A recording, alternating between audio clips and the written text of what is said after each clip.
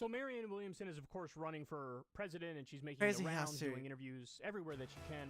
By the way, CNN has yet to reach out for an interview with her. My understanding is that every other outlet has. Fuck me. I think some more than others, right? Like, it's not like MSNBC is knocking down her door every day, but she's been on, you know, once or twice or whatever on some of the shows that don't get as good ratings, although none really get good ratings on MSNBC, to be fair, but, CNN is just, there might be a directive from the top, like, don't you dare talk to her. Which, by the way, again, what happened, guys? I thought you're supposed to, we're the neutral people, we're the objective people, we do real news over here. Well, here you have somebody running for president, and you're not paying them any attention whatsoever. Why? You know the answer. Because they want Biden to win. They don't want to breathe any air into Marianne Williamson's campaign, so they're just ignoring her. They're just ignoring her. They're being totally indifferent to her. So, they shouldn't do that. They should change that. And also, by the way, Joe Biden should be forced to debate Marianne Williamson. I think there should, honestly, I think there should be a law. A law that, if somebody's challenging a president, or if we're having an election, it should be mandated by law that there are debates. Because it's very important the American people hear the different perspectives. Anyway, I digress. So, she went on Fox News. She's going to talk to Neil Cavuto here. Now, Neil Cavuto is definitely a conservative ideologue, but he's one of the less hacky pundits. So, for example, I don't think he ever fed into the rigged election conspiracy theories because he thought it was total BS. There are times where he's disagreed with Trump and done it publicly and gotten a lot of crap from his audience as a result of it. So he's a conservative ideologue, but he is more authentic than most of the hosts there, as we learned from the Dominion secret text message leaks where Tucker and Hannity and Ingram were like, we know this is BS, but we're going to feed into the audience delusion. So Marianne Williamson talks to Neil Cavuto, and Neil Cavuto hits her with the classic line. Excuse me, you have all these ideas and plans. How are you gonna pay for it? How are you gonna pay for it? How are you gonna pay for it? How are you gonna pay for it? How are you gonna pay for it? How are you gonna pay for it? How are you gonna pay for it? How are you gonna pay for it? How are you gonna pay for it? Yes. How many times have we heard this? When Bernie ran, we heard it roughly every 7 seconds. You want to do good things, bro? How you gonna pay for it? And then meanwhile, when bad things are proposed through Congress, the pundit class is like, shh. Of course we can pay for it. Shh. Be quiet. These people are unbelievable. So anyway, but I think Marianne Williamson gives a great answer, so let's watch and we'll break it down as we go. How are you going to pay for all that? Well, you know, it's interesting. Right now, take something like healthcare alone. University of Massachusetts at Amherst has just come up with a study that says over the next 10 years, it would actually save us $5 trillion to have Medicare for all. We now pay about roughly 18.3% of our GDP goes into healthcare. If you look at countries that actually have universal healthcare, which is every other advanced democracy, look at Germany, look at Canada, maybe 10%, maybe 15%. The question is, how do we not afford to? Look at what we are paying in healthcare now. We have an Let's let that point swirl around our brains a little bit. She asked him, how are you going, he asked her, how are you going to pay for it? And her reaction was, how can we not afford to go to Medicare for all? Because it actually saves $5.1 trillion. That's not me speaking. That's a detailed study from the University of Massachusetts Amherst. No. Now, by the way, it's worth it to explore this more. Why does it save so much money? Guys, the answer is very simple. It turns out when you have a rapacious, unnecessary, for-profit mafia middleman, that makes it more expensive. I know, crazy. If the mafia is getting their cut, it's going to cost you more. And that's what the health insurance industry is. It's a mafia. They're an unnecessary for-profit middleman. In single-payer systems, the single insurer is the government. So you pay in with your taxes, and that money goes out to pay for healthcare for people. There is no profit motive, so they don't need to skim off the top. So it saves $5.1 trillion over a decade. So understand, Neil Cavuto's question, his point, was just utterly obliterated. That's it. It's over. How are you going to pay for it? How can we not pay for it? We need to make the transition because what we have now is more expensive. That saves money and it gives everybody health care. Point obliterated. Obliterated. Now, watch this. Because this shows you the mindset in corporate media. Look at how he deals with this, and then we'll discuss it. We have an $88 billion medical debt. 1 in 4 Americans are living with medical debt. 68,000 people every year No, dying you're for quite lack right of about health all of care. that, but it's the idea So of that paying for means- it up front to get going, right? I mean, do you want to tax the rich? Do you want to surcharges? How are you going to? Because that's just part of it. There's a lot more. I mean, what do you? Water off a duck's ass. Right, yeah, no, but I mean, what I was saying is how are you going to pay for it? She just told you it saves money. Right, but how are you going to pay for the lower number that it's going to cost? Dude, are you kidding me, man?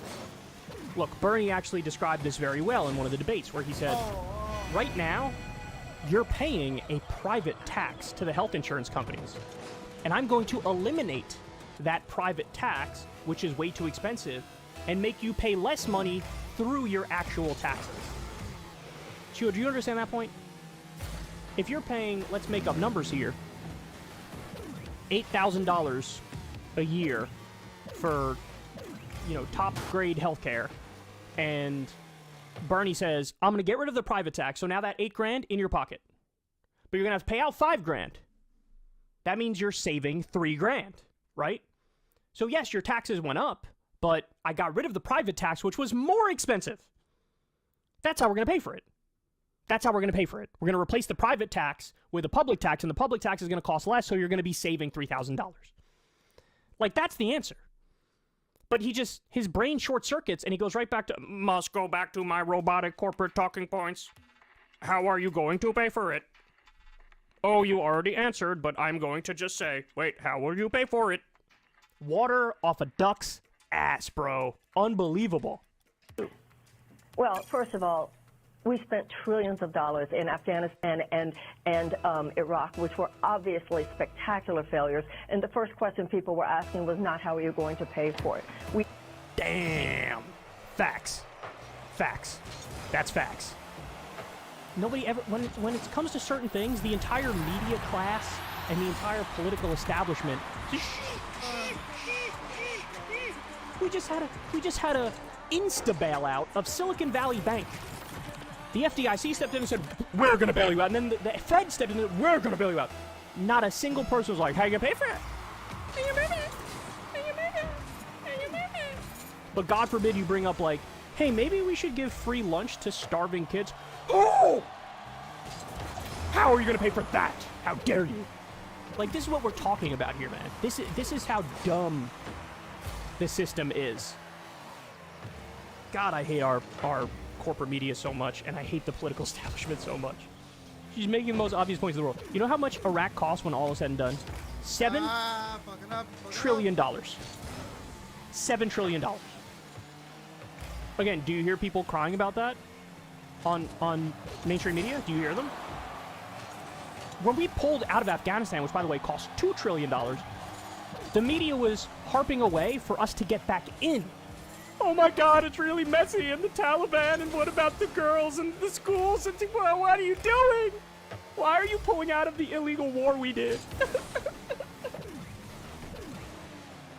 I think this is a great point for Marianne. Yes, we should have a fairer taxation, particularly for the very, very rich. We should get rid of these corporate subsidies. What is the we fair should have a very taxation? serious I'm sorry, Ms. Williams. What is the fair taxation? What's the fair? What's the fair amount for the rich to pay? I would not have a problem with the wealth tax. I would not have a problem. If you have $50 million in the bank, I don't have a problem with you paying 2% extra in tax. I don't have a problem with that. And if you have $1 billion in asset and we ask for 1% on top of that, that's not even going to affect your day. So, facts. She's spitting. You know, we had a 2017 tax cut. $2 trillion, 83 cents went to the highest earners and the richest corporations. Why is it, Neil? But everyone got that tax cut, right? Everyone got that. No.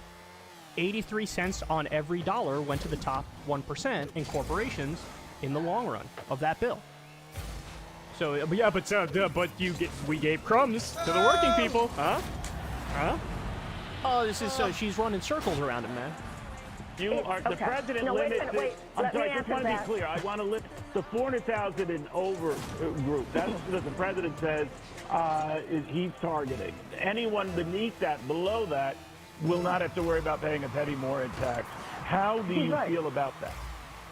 I feel he's absolutely right. Nobody, the middle class tax cut, in the 2017 tax cut, the middle class tax cut was a good idea. So while I would wish to repeal the tax cut on the highest earners, the middle class tax cut was a good idea. How do you differ from President Biden, the man you're trying to topple for the nomination? Okay. What is he saying that you are not and want to do that he's not doing?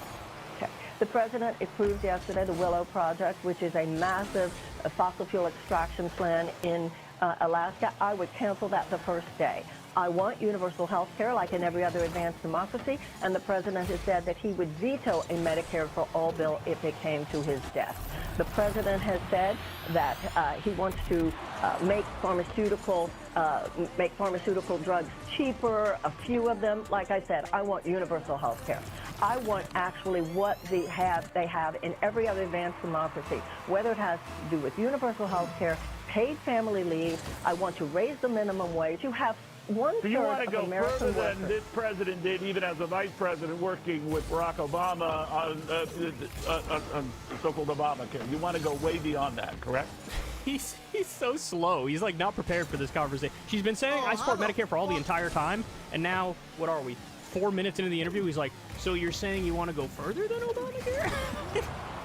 Like, how are you this slow, man? Come on. I want universal health care like they have in every other advanced democracy. You don't have people die.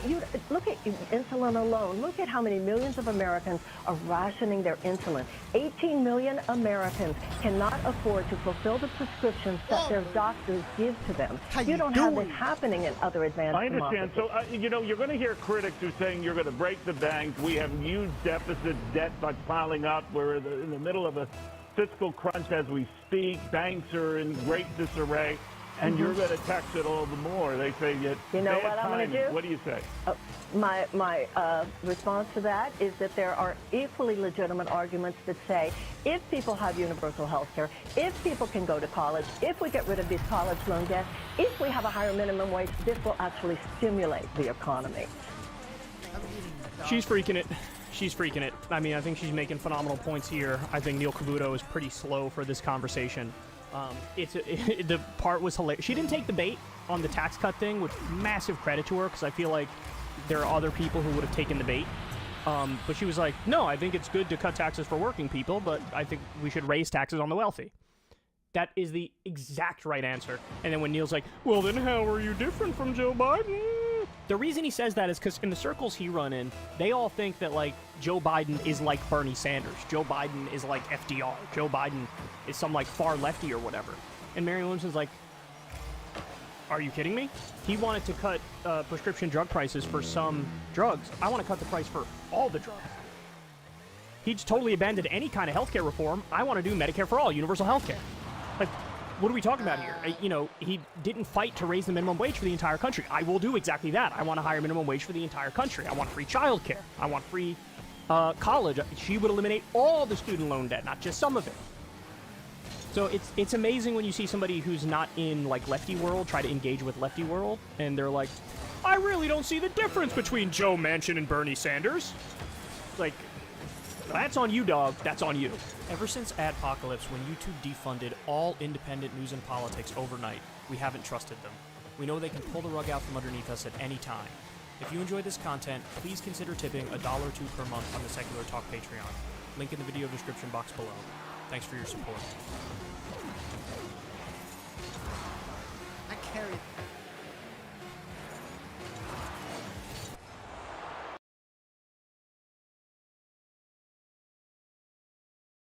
Most unethical thing you can do. We have a disagreement, right? We have a reasonable disagreement on that issue. But like the moment that you say, I'm so proud of the comments under this post, like everyone's shitting on this guy. I love that. I'm so happy. Like, dude, you're just demonstrating how unhappy you are in general. Yeah. I think Dark Viper may think you are the Bill Cosby of YouTube.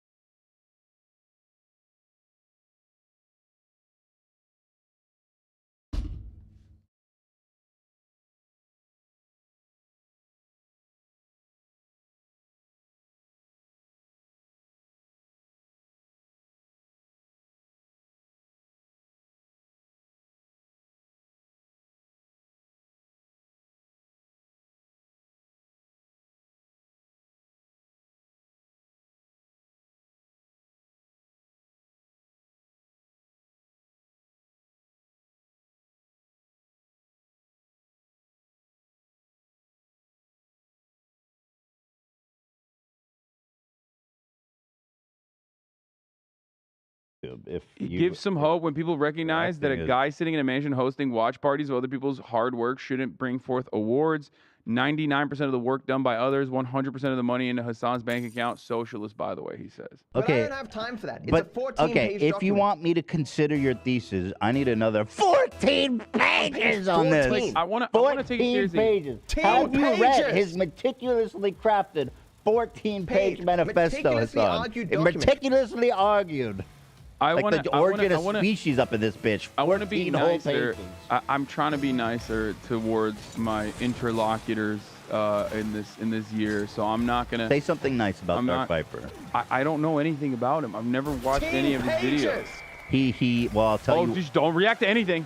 Ethan, don't fucking do it. Are you crazy? You dare. Do not. I gotta do it. I You gotta dare. click it. I got to. No. I would not touch any of his content like that. I He's would got not. a Aussie accent. That's a nice thing. Well, no, one thing I know about him is that he's very. Do it. He's very. How do I say? Scholastic. The man wrote 14-page essay. Yeah, look, the thing is, every time we talk about this, he'll make like multiple videos because I Good think for it him. like, you know, we all have an audience of haters as well, and Mm-hmm. you know, people like to get in on that a little bit, maybe boost your revenue a little bit. It's diminishing returns, and it also doesn't help your mental space, you know. But the one thing I'll say is, even if we have a disagreement on this matter, the overwhelming bro. majority, if not Fuck. every single person I react to, content-wise, on my stream are friends of mine or other content creators who you know, Bro, very much you appreciate can it. react to shit. It's called fair use. It's a whole doctrine in the United States. Regardless, I know you live in regardless. Australia where free speech isn't a thing, but welcome to America, bitch. Guess what's Regardless. an American company? Twitch. Guess what's an American company? Amazon. Guess what's an American company? These nuts, bitch. Regardless, I'm about it to. does. Hold on, Hassan, because I know you're being nice. I'm about to John Brown up in this bitch. I tell Okay. you what, I John Brown for any fair Well, use. Why? my point is, That's right. my point is that, like, I mean, here's another example. This Meat Kane came up to me. He was at the award show. Meat Canyon? Yeah. Great guy. Love Yeah. him. And I had never met him before, but I have watched his videos on stream before, and he came up and he was like, "Hey man, thanks a lot for watching the videos. Like, it really helps a lot. Like, you've helped me grow on Twitch. You know what I mean? Of course. Like, I personally, when I was coming up, I loved when people watch my content. Yeah, Like Dark I mean- Vibe, why don't you just Dark Vibe? Whatever, dude. we You're always. just butthurt. It's just like it's an odd dynamic because like. This is It what makes last it post.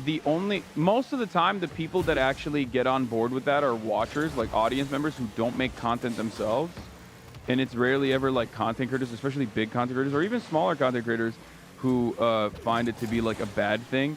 But we will never be able to have this conversation because they immediately hit the paid and exposure button as though it's like as though there's any sort of like remuneration necessary in this circumstance. But, you know, I try to be as nice about it as possible, but people still think that He does not connect. I play videos and I walk away. That's what the meta is. I have seen you go to the bathroom while you play video. I have. Yeah. I have peed. It, Busted. Yeah, but on average, I think it takes 1 minute and 26 seconds. to pee? Yeah, people long time one. my pisses. That's. Yeah, it's pretty weird. Yeah. I guess maybe it's not that long. I haven't timed it, but I'd be curious. You got to to count know. for walking time. To and from. Well, your bathroom's pretty close. Yeah. The one here is a little bit far. Yeah. So I have 1 minute and to say. 26 seconds for the pissing. So yeah, I do that, and sometimes I heat my chicken on the microwave, or I pick that'll- up my Uber Eats. Yeah. So that also takes 1 minute, I think, total. Well, congratulations, Hassan, on just chatting. Dark Viper, fucking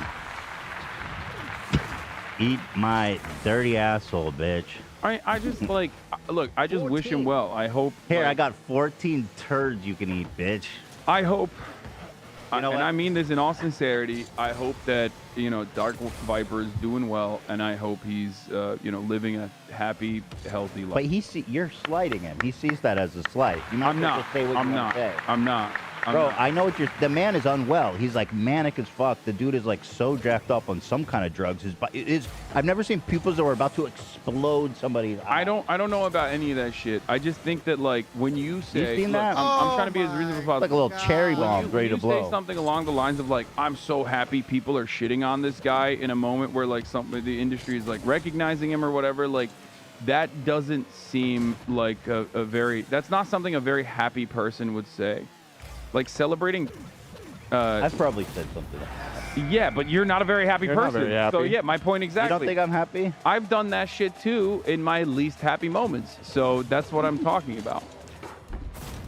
You know, it is bro, what it is. You know, you can be a hater. He's just dumb, bro. He's just a fucking idiot, bro. He's 14 pages. All right, let's move on. Who cares? Talked about him too much. Yeah, React content that like React-gate meta doesn't bang in the same way that like some of these guys wanted to bang, mostly because like all art is derivative.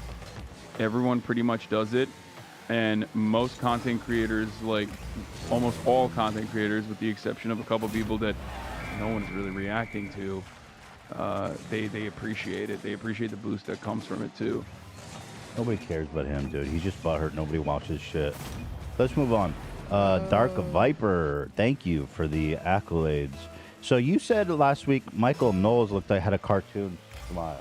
That's such a good. Oh and my somebody God. nailed it. Although I have to say, this Ratatouille guy or whoever the fuck he is way more handsome. Like I would fuck this mouse. What? Michael Knowles would make. What? He's hot. He's kind of. Have you seen Michael Knowles' gay sex scene? Sorry. You guys have not seen Michael Knowles' gay sex? I've had dreams like that, but I haven't physically seen it. It's safe for work, I think, but well, let's pretty sure Michael. I mean, it's gonna be weird to Google, so it's not gonna come up if you Google I think it like I that. found it, but oh wow. Let me see it. Okay. Show Somebody it. just recording it off of a laptop. Let me see if I can find a better source. Well, tell me about it as we pull it up. If I'm not mistaken, I'm not entirely certain. I didn't watch it because I'm not gay. That's right. No, I saw a tweet about it, but apparently, I mean, Michael Knowles is a failed actor. He wanted to make it big in Hollywood, didn't work. So of course, what did he do? What He have I heard became that before? a right-wing political commentator who's spewing hate. He did a gay scene? And apparently he did a gay scene in one of his like movies or whatever he was That's trying to crazy. put out. Sure what it looks like. He's like the most hateful, homophobic bigot of all time. Not as bad as Matt Walsh. Oh, it's a student film. I mean, he's the one that called for a genocide of trans people. So, Yeah, he did. I And mean, he's that's still pretty doing good. it too. Okay, so here's Michael Knowles. Oh, man, he looks like Nathan Fielder gone wrong. You okay, buddy? You're right. Got That a was pretty bomb? bad. This is awesome, man. I'm already loving this. But you know what? Trying anyway. Give him a kiss, You bro. afraid to go inside? Okay? Kiss It's not him. that. I don't give a fuck. I can leave. I don't give a Give him a fuck kiss, what brother. you say. Eat a dick. I don't give one Whoa! single anything you say. And there it is. Fuck it. Give me Go ahead. Wow, he's right. Thanks. Have you not done it with men? Mind if we don't get into that? He's so bad. Sure. Yay. That's not a lot, is it? Can I get a towel? See, and listen, All right, good listen. I'm very accepting of LGBTQ. I love them. God damn it, I love them. I never done anything that gay in never my play life. this version. I mean, yeah, that was pretty gay, Ethan. He was having gay sex, simulating having gay sex Which is on funny camera. because this guy actually he spends probably the majority of his day talking about how people who are LGBT are wrong. Wow, that's Michael Knowles. All right, everybody. So that's the question I have is like a lot of these guys, they'll say like if you see gay stuff in TV shows and whatnot, like you'll become gay. So what if you do the gay stuff in the TV show? Nah, like, you is that mean- then that ain't gay. is that That's like is that acting, even brother. worse? Like how does that work? Like you are the guy who's like making people gay. Shouts out to Michael Knowles. Except Shout like out. he's so dog shit at acting. I don't think you could turn anyone gay with that. Yeah, it's unfortunate. I think they cut out the good part. That was Yeah, that for was sure. mid. That was mid. We gotta. That was for sure acting level. Sean Cody logo on that though. Who's that? Is famous. I think it's like gay Pornhub. Sean Cody. Yeah. He's a gay guy. I don't know if it's like one guy. I think it's like a hub. Oh, he has his own gay. Yeah, porn amateur hub. gay sex films. Check out Sexy Twinks and Amateur Jocks. I just Googled it on your laptop. What's your name? So Michael at home can. What's the name of the site? Sean Cody. Sean Cody. Yeah, it's like. Write that down. All right, somebody submitted this. It's pretty good. They called this "Leftovers in a Nutshell." Hassan, tell me what you think. If you were President Reagan, what would you give everybody in the United States for free?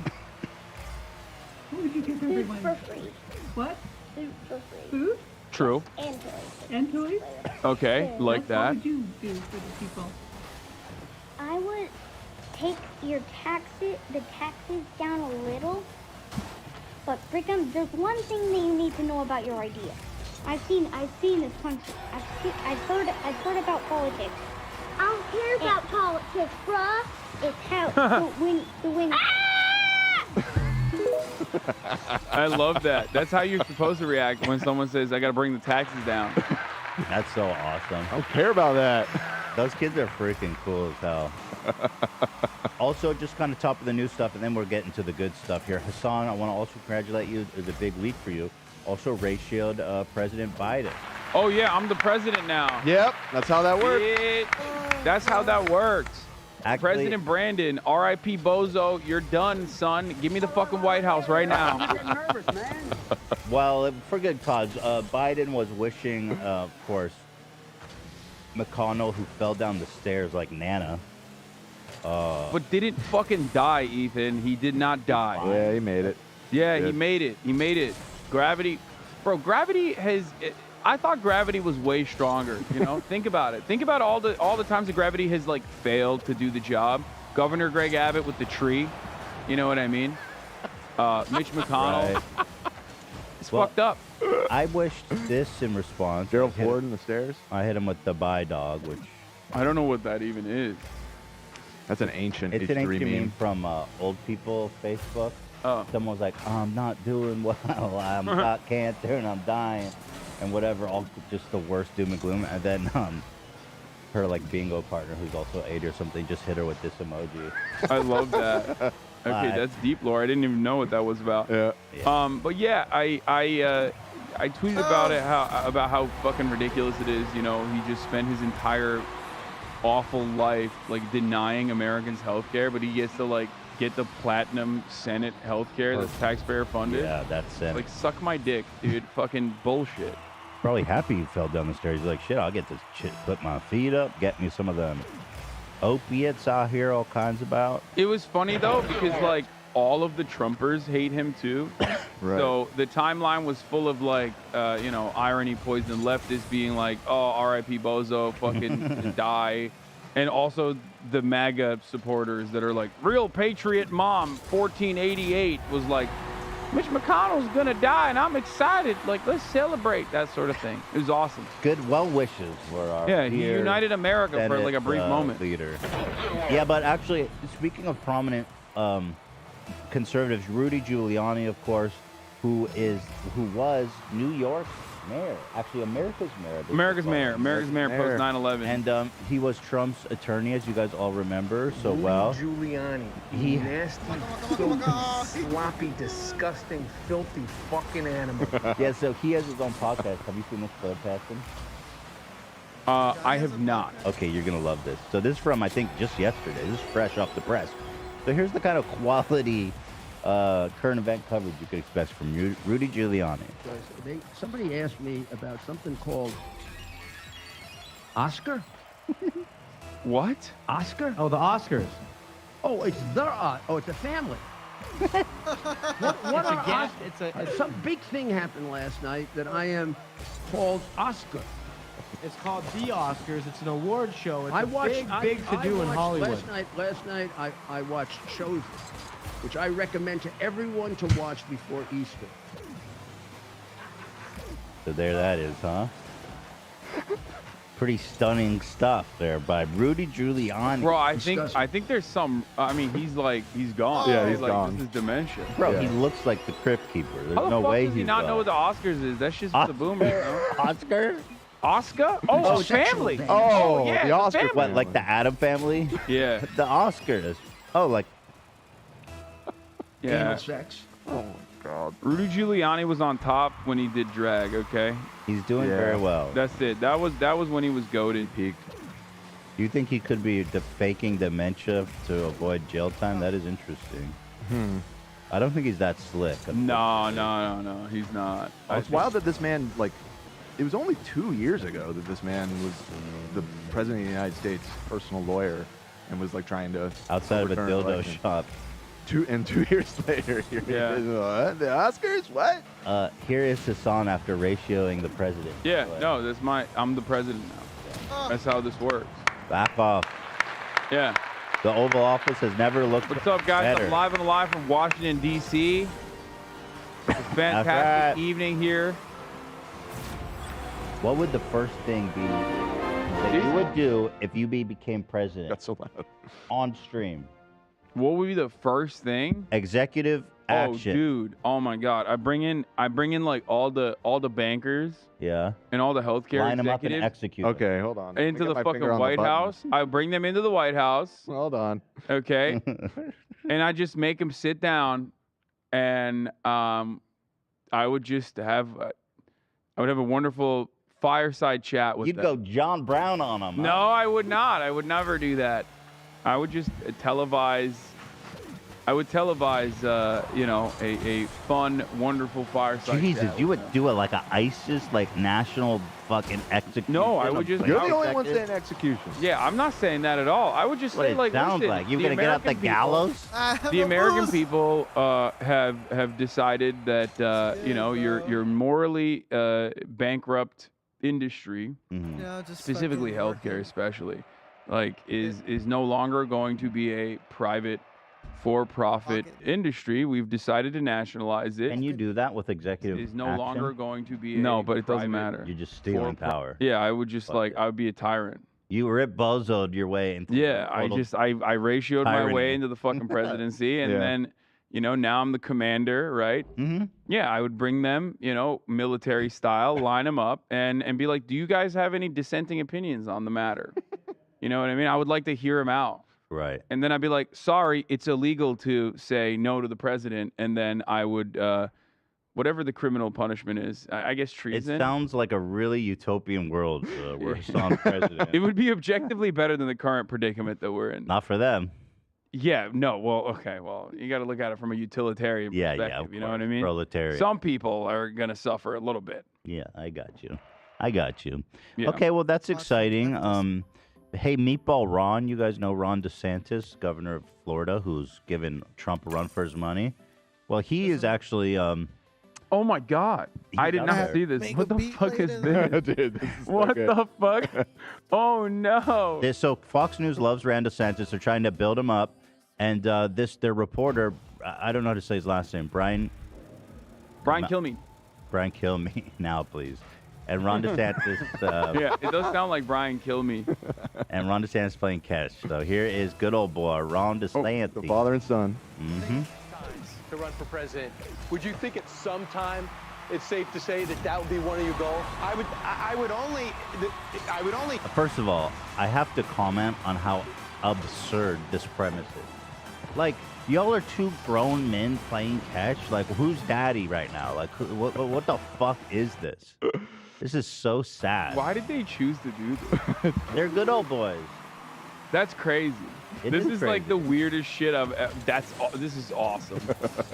Wow, Rupert Murdoch has fallen if I off, thought there was dude. a rationale for me to accomplish things on behalf of the people. All right, we're So playing it's all catch, Ron. Throw the substance-driven ball. About whether I could serve or not serve in a variety of capacities. But I'll tell you, as governor, and if you're a determined executive, you can make things happen, and we've done that in Florida. When can we expect the big announcement? Depends how good we do in this legislative session. Oh my God! Wait, so he said his cringe. throw Holy- was bad. His throw's not that bad. Dude. He is such a charisma suck, dude. He doesn't have it. I didn't comment on his throw, but Oh, I thought you said he throws like a baby or something. No, he throws fine, his throw's which is good. why He's they got a good probably old did this. American. no, I just said that it's like a father and son playing. That's true. Yeah. Come on now, son. God, what a weirdo, man. The What laugh a at the weird what a weird thing to do. Hey, love, how crazy does this look to you? Very crazy. I've never seen anything like it. Yeah. Like, it's this kind of stuff, in my opinion, makes it more normal when you have like people like Putin go and like shoot a sniper rifle. You know what I mean? Right. Like You're that right, shit looks man. normal in comparison to this. Like, this is weird. What the fuck are you doing? Well, we have a lot of Republicans who are running based on their ability to shoot weapons, so. Yeah, they should do that instead. I like that more. The man knows how to throw a ball. I'll tell you what, though, man. I'll tell you what, boy, I don't know. I wasn't sure about that Ron DeSantis, but he got a good arm on him. Look how he throws. Pretty good form. He just looks sloppy too, like, and you're like breathing, you're like panting while you're like trying to go through. Yeah, I'll be a good guy in the White House if the legislative session works well. It's like this is such an awful format. You know what's funny too? If you imagine him in the white boots. Oh God, that would be awesome. Yeah, he's probably wearing them. So there it is. Ron DeSantis is making some headway there. Actually, a story came out this week about how weird Ron is behind the scenes. Here's a quote.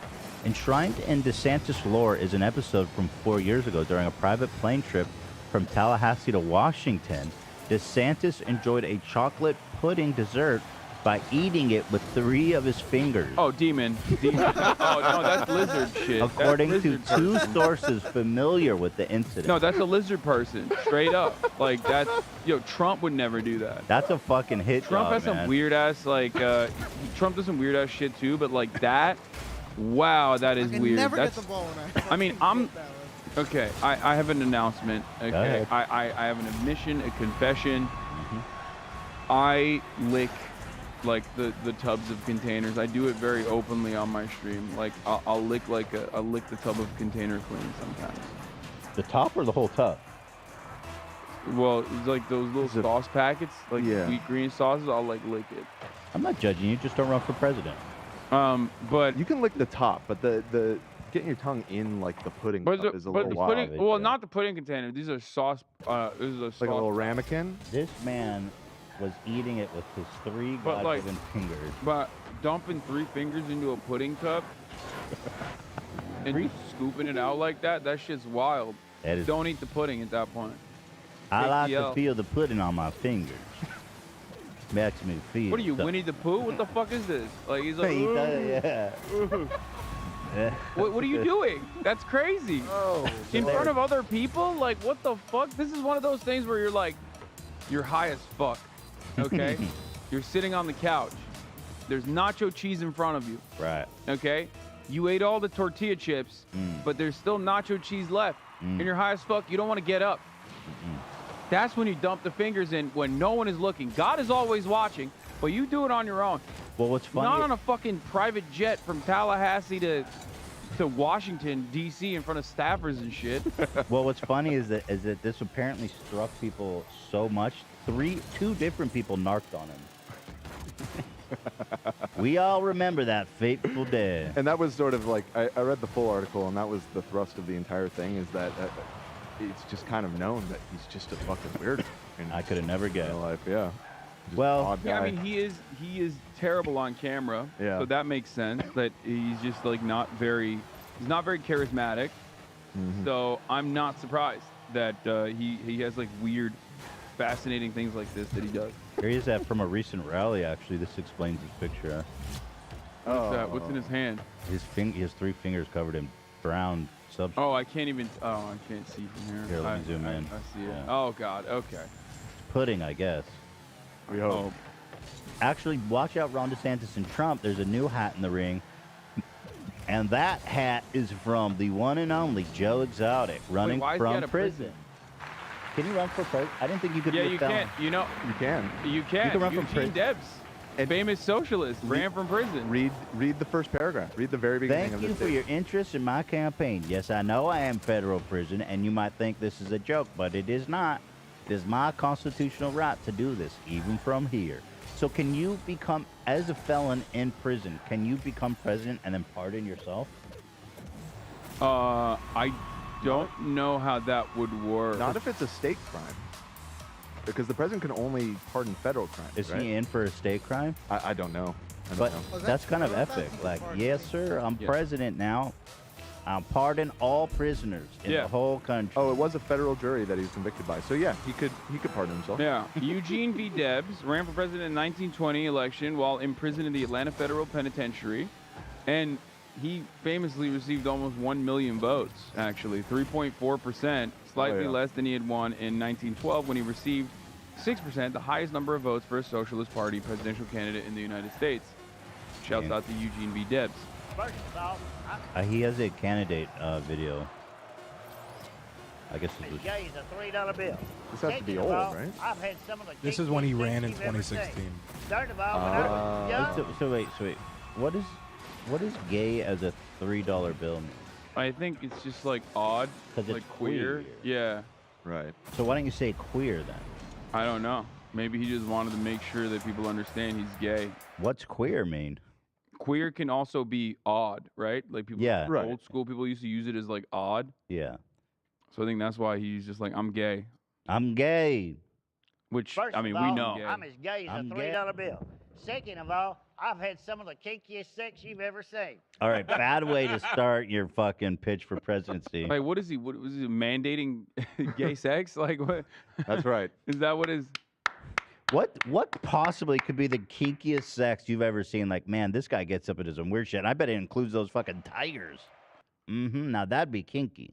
It's kind of wild how all, when much I this was- man captivated the entire country because we were just like locked in our houses at the time, and there was So nothing awesome. else going on. So awesome. So everyone was like, "What's up with Tiger King?" Like he just kind of ran the. He was our president dominated during everything. that year. What? He was our president during that year. Yeah. Young? Damn right I tried drugs. What the hell do you think is we're going to sit back and lie about all this bullshit?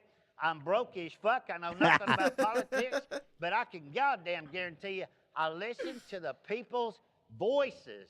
Yeah. Not the rich people, not the Hell corporate no. America. I listen to the people that are paying the salaries of all you bastards. Right. But you know, the coolest thing about running a campaign is you put it all out there on the table. They either like you or they don't like you. And they ain't got nothing to talk about. Trust me on that one right there. Interesting pitch. Okay. Not bad. All right. Oh, he's got my vote. Yeah.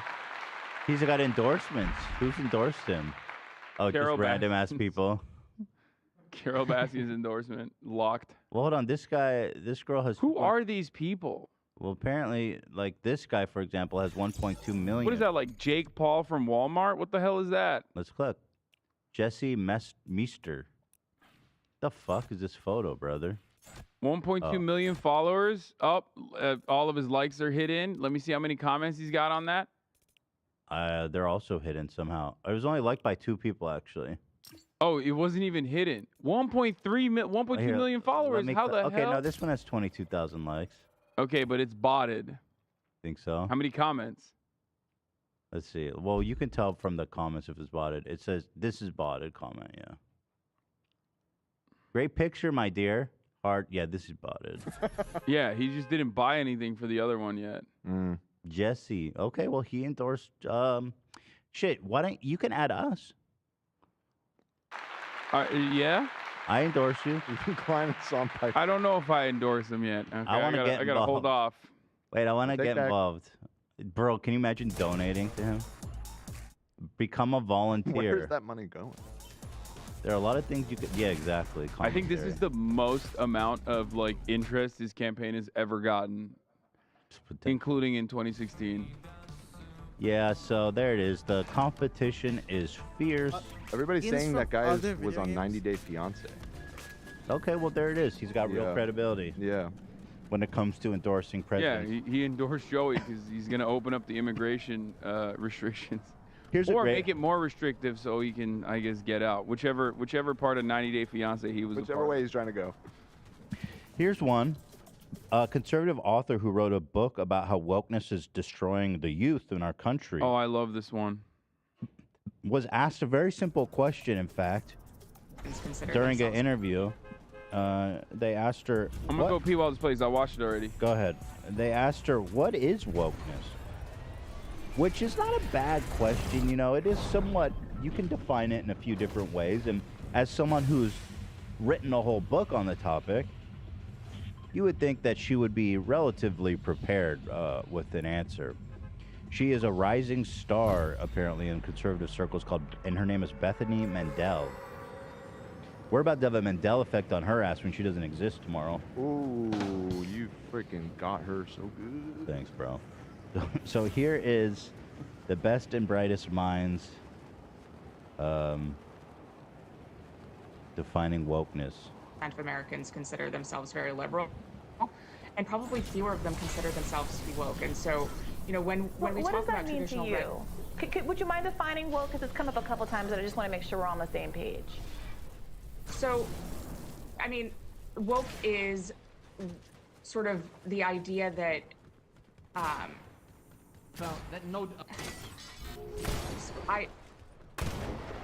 this is going to be one of those moments that goes viral. I mean, woke.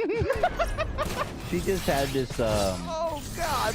It reminds me of when Jesse Wellens had that moment on. Oh, the Game yeah, Awards. He goes, yeah. This is he knows that. Yeah, he knows he's bombing. Oh, that's so funny. Why did you say that out loud? Is something that's very hard to define, and we've spent an entire chapter defining it. It is sort of the understanding that we need to totally reimagine and redo society in order to create hierarchies of oppression. Nailed it. It's hard to explain in a 15 seconds. Incredible. It shouldn't be. I mean, you're an authority on the damn thing. Incredible.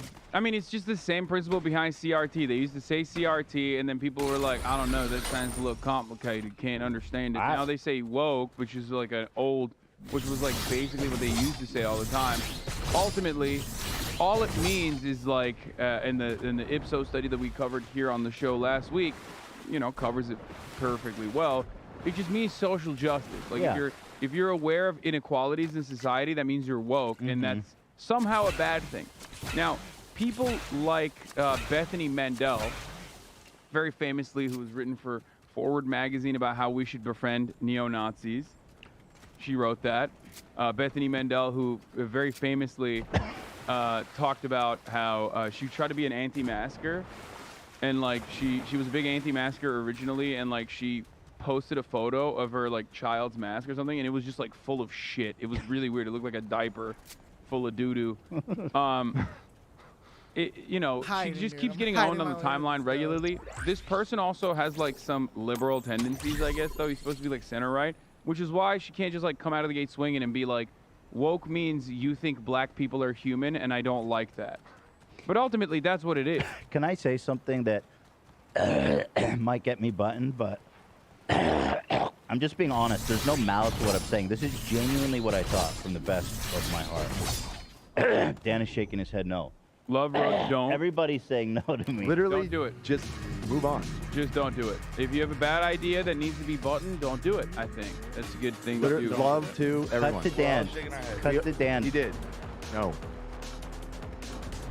Just write it in the Discord, and I'll. He already. I know exactly. Well, I want to tell his sign. You guys are ruining. You guys All are. right.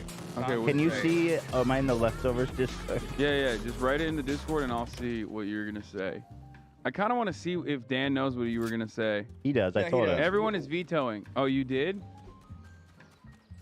This is it. This is it. I can't see it. What is? I mean, it's my honest take. No. Do not say that. Do not say that. Do not say that. That's crazy. What? No. Yeah. What the fuck? I cannot believe that just No. happened to me. Okay. No. Not that the bad. absolute veto. No, it's not even good. Okay. We're moving on from that. It's not. It's only. It's not even good. It's just a not even horrible good. thing. It's not There's worth it. no It's not worth benefit it. to Big saying that. veto Move for on. me as well. No. All right. Anyway, moving on All right. from I'm that. just gonna say it. No, don't say it. I'm gonna hit the button if you do. No, that's ridiculous.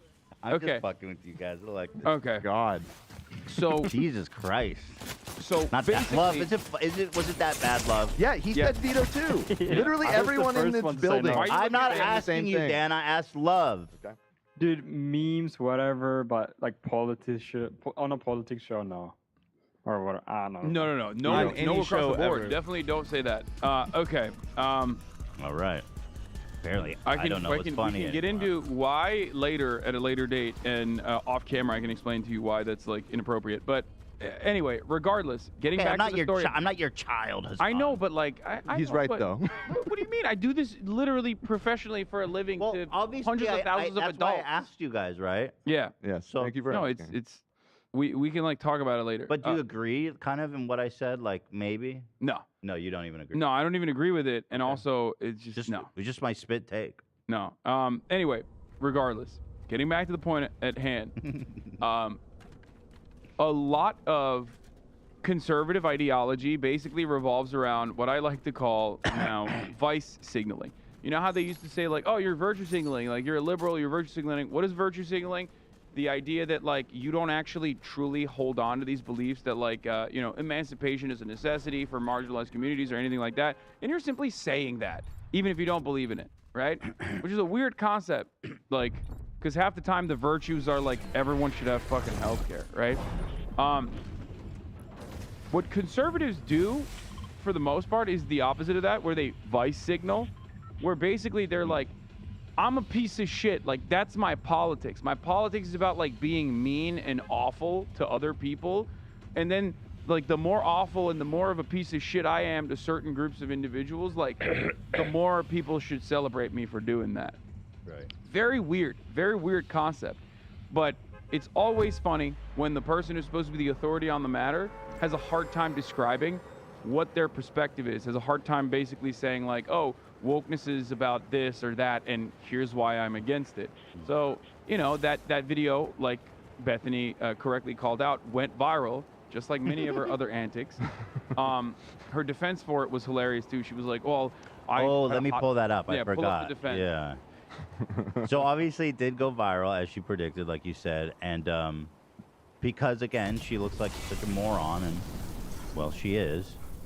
She said, so everybody's seeing my viral brain fart from Rising this morning. I can see why it went viral, of course. For those who haven't, here it is. Interesting tactic here to share it.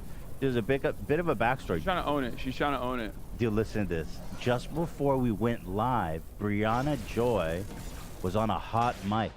I heard her demeaning parents in general in colorful and nasty terms, stating parents only have kids in order to perpetuate their own narcissism. Robbie responded, there are some good ones and some bad ones. Gnarly. She says, as a mom of 6, including a newborn, this just threw me off. Yeah, she was shocked into submission. Devastated. Dummy, dude. She was devastated by it. Like, I guarantee why? they did not say that, by the way. Like, even if she did, why? Like, what the fuck? Like, what benefit does that have for you? You just seem like she almost seems, and I dare I say, snowflake-ish. Yeah. And so sensitive. Yeah, you need to be less woke, man. What so the fuck? sensitive, lady. Like, she crumbled like a tissue paper at the first sight of an antinatalist. You know what I mean? And by the way, I saw somebody timed it. This was like 6 or 7 minutes into the interview, not like right at the very beginning. Right. So she was still recovering. What right. do you mean? Which, okay, so someone else actually had a really good counter to this because she was like a recent mother, you know, she's traumatized by someone being like, I don't want to have children. Meanwhile, she's had 6 apparently. Is that what she said? 6 kids. Okay, maybe you should stop having kids, Bethany. Okay, you thought about that? Sleep, man. Maybe you are a little bit of a narcissist for having 6 fucking children. Jesus Christ. What are you doing? Do you need farm hands? No. Why the fuck do you need 6 children? Anyway, whatever. Maybe she does need farm hands. I got me working on the Hey, biggest what the hell pumpkin is of the this? season. What is this? Like, I get why the Amish do it, but what are you doing? Anyway, No, well, I think you're right. They have this vision of, it's almost like a white. It's like they need to perpetuate the white race kind of thing, isn't it? yeah, they're defending the white race one baby at a time. But the other, God damn it, what was I gonna say? my brain is warped, just like I recently had a child. Oh, Bethany, there was a tweet about Bethany Mandel about how she pulled her mother off of life support before she knew that her mom could survive or not. Pro life. She literally has done this. That's crazy. How do people know? Why would she say that? She tweeted about it. She's like, I killed my mom today. Also, abortion should be illegal. That's a wild overshare. Wait, I mean, here, I found it. I found it. She didn't even delete it. It's like literally there. I took my mom off life support at 16. Dad killed himself 3 years later. Grew up in a trailer park. I has sad for Trumps is what she said. She has tweeted about it before. Well, she was 16 when it happened? This is not the tweet that I was referencing though, but this is the one that I could immediately find. But there was another tweet from her literally talking about how she pulled her mom off of life support before she could know whether she was viable or not. She's also died. She aborted her in a sense. Yeah, but like a I watched full-blown my mom alive. die. I took her off life support before we knew if she would survive because I had the choice to do it then. What the fuck? I think she was saying that as like a mark against abortion though. Like I think she's saying like I killed my mom and I feel really Because sad of about that. abortion? It doesn't come across no, that she's way. saying like abortion is just like that. It seems to me that she's happy she had the option to kill her mom. It seems like Yeah. she didn't like her mom. And this isn't a reply to anything. Yeah, no, Yeah, she just no, tweeted this it on is her not own. content. One fateful November evening, she decided to fucking let everyone on Twitter know in 2014 that she fucking murdered her mom. She did active euthanasia to her mom. Well, not active technically. I treated mom like an unwanted fetus and aborted her.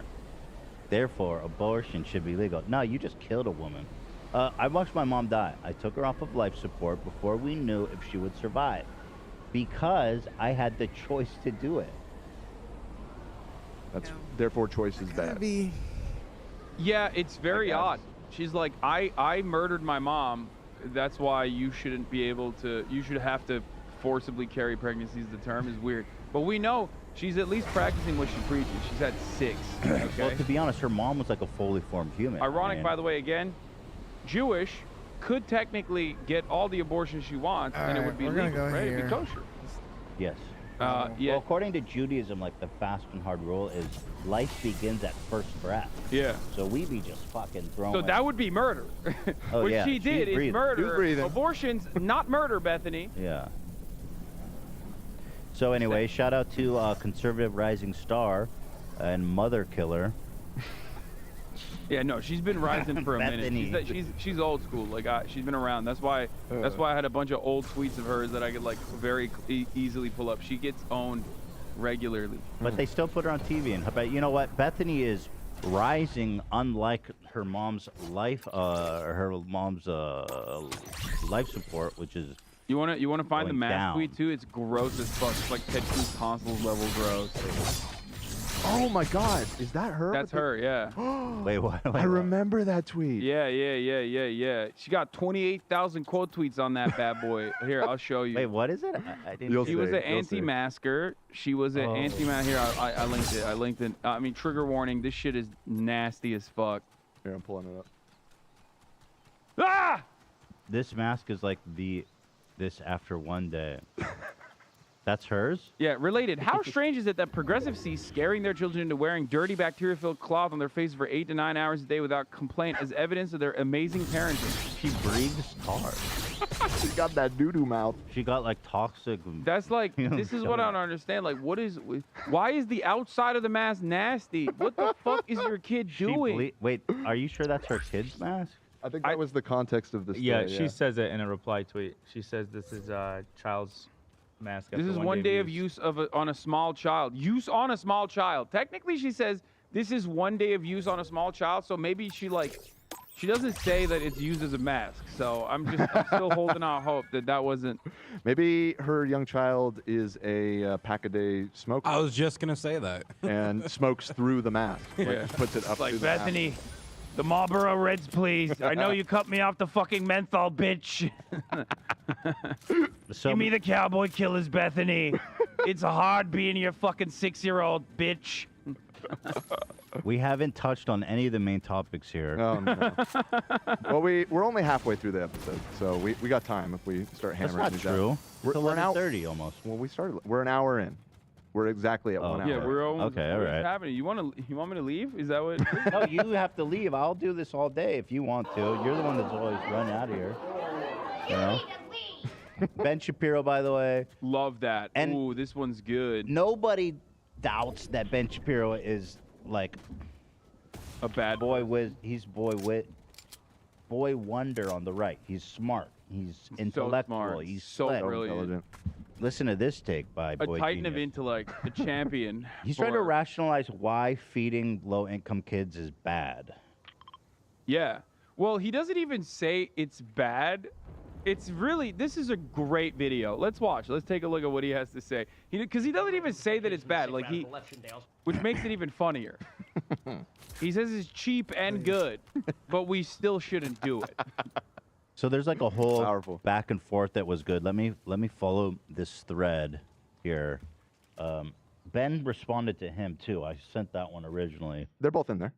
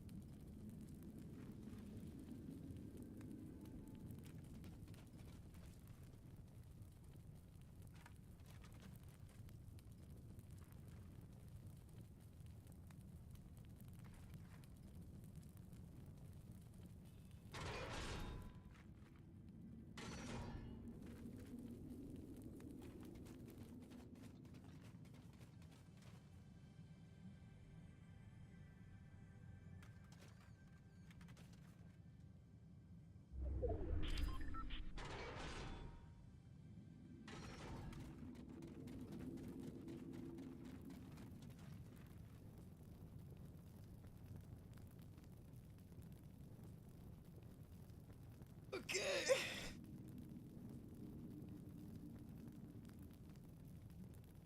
Okay. Oh my god.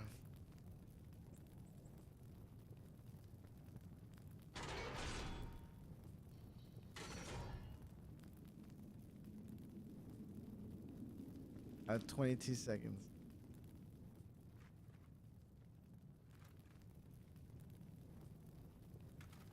Pressure.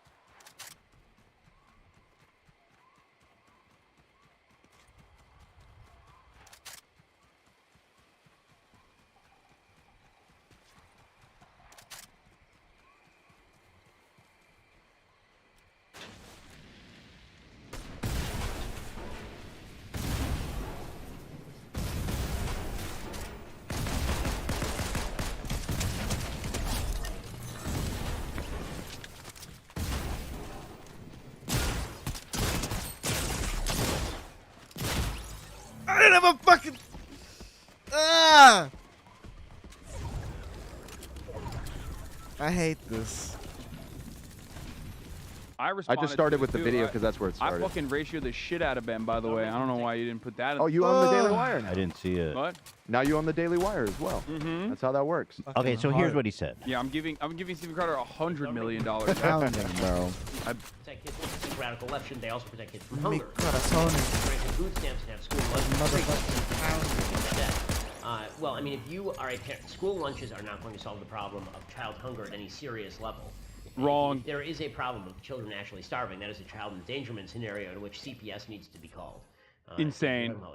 They do that already. Starvation. The truth is, it does not take that much money to feed a child. I know. Also wrong. You should be feeding. This is like the most out of touch fucking gifted. Piece of shit.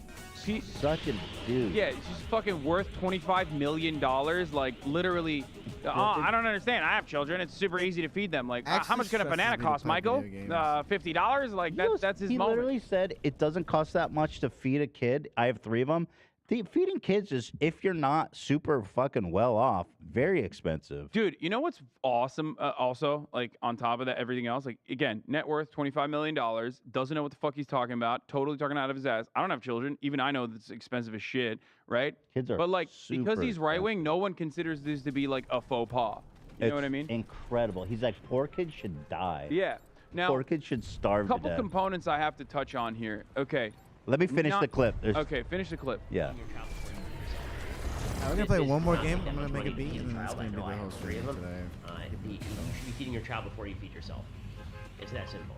Yeah, Okay. fine. I land in there, I get a sword, I run the fuck out. Okay, not Welcome to America, literally, brother. We do have literally problems. A fucking idiot. Like, how? How are you the smartest conservative?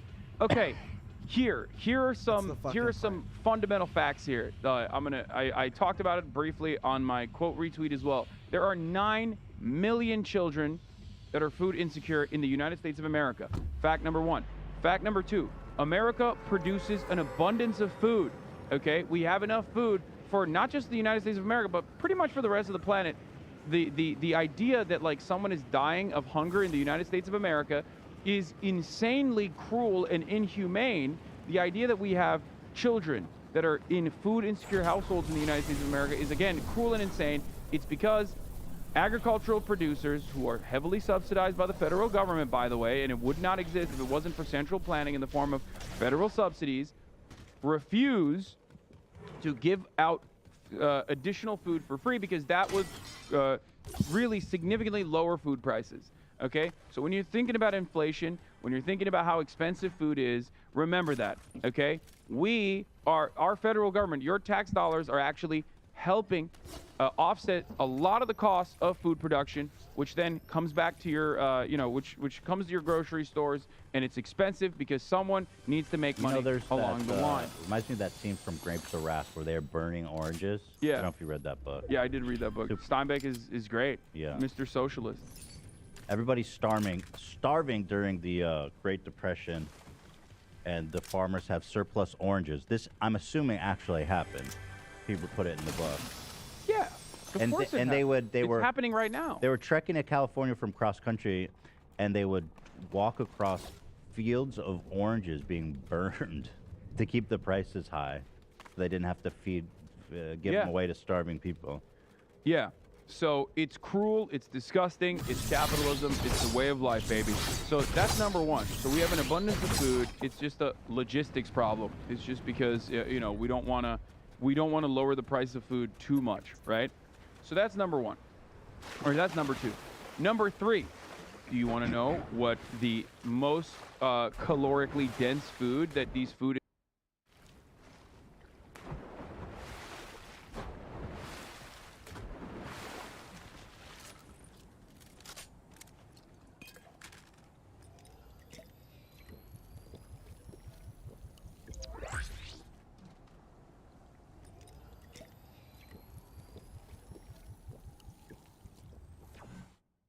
Food insecure households get, the children in these food insecure households get, school breakfast programs and school lunches. That is precisely the reason why there's a major point of contention here with school lunches.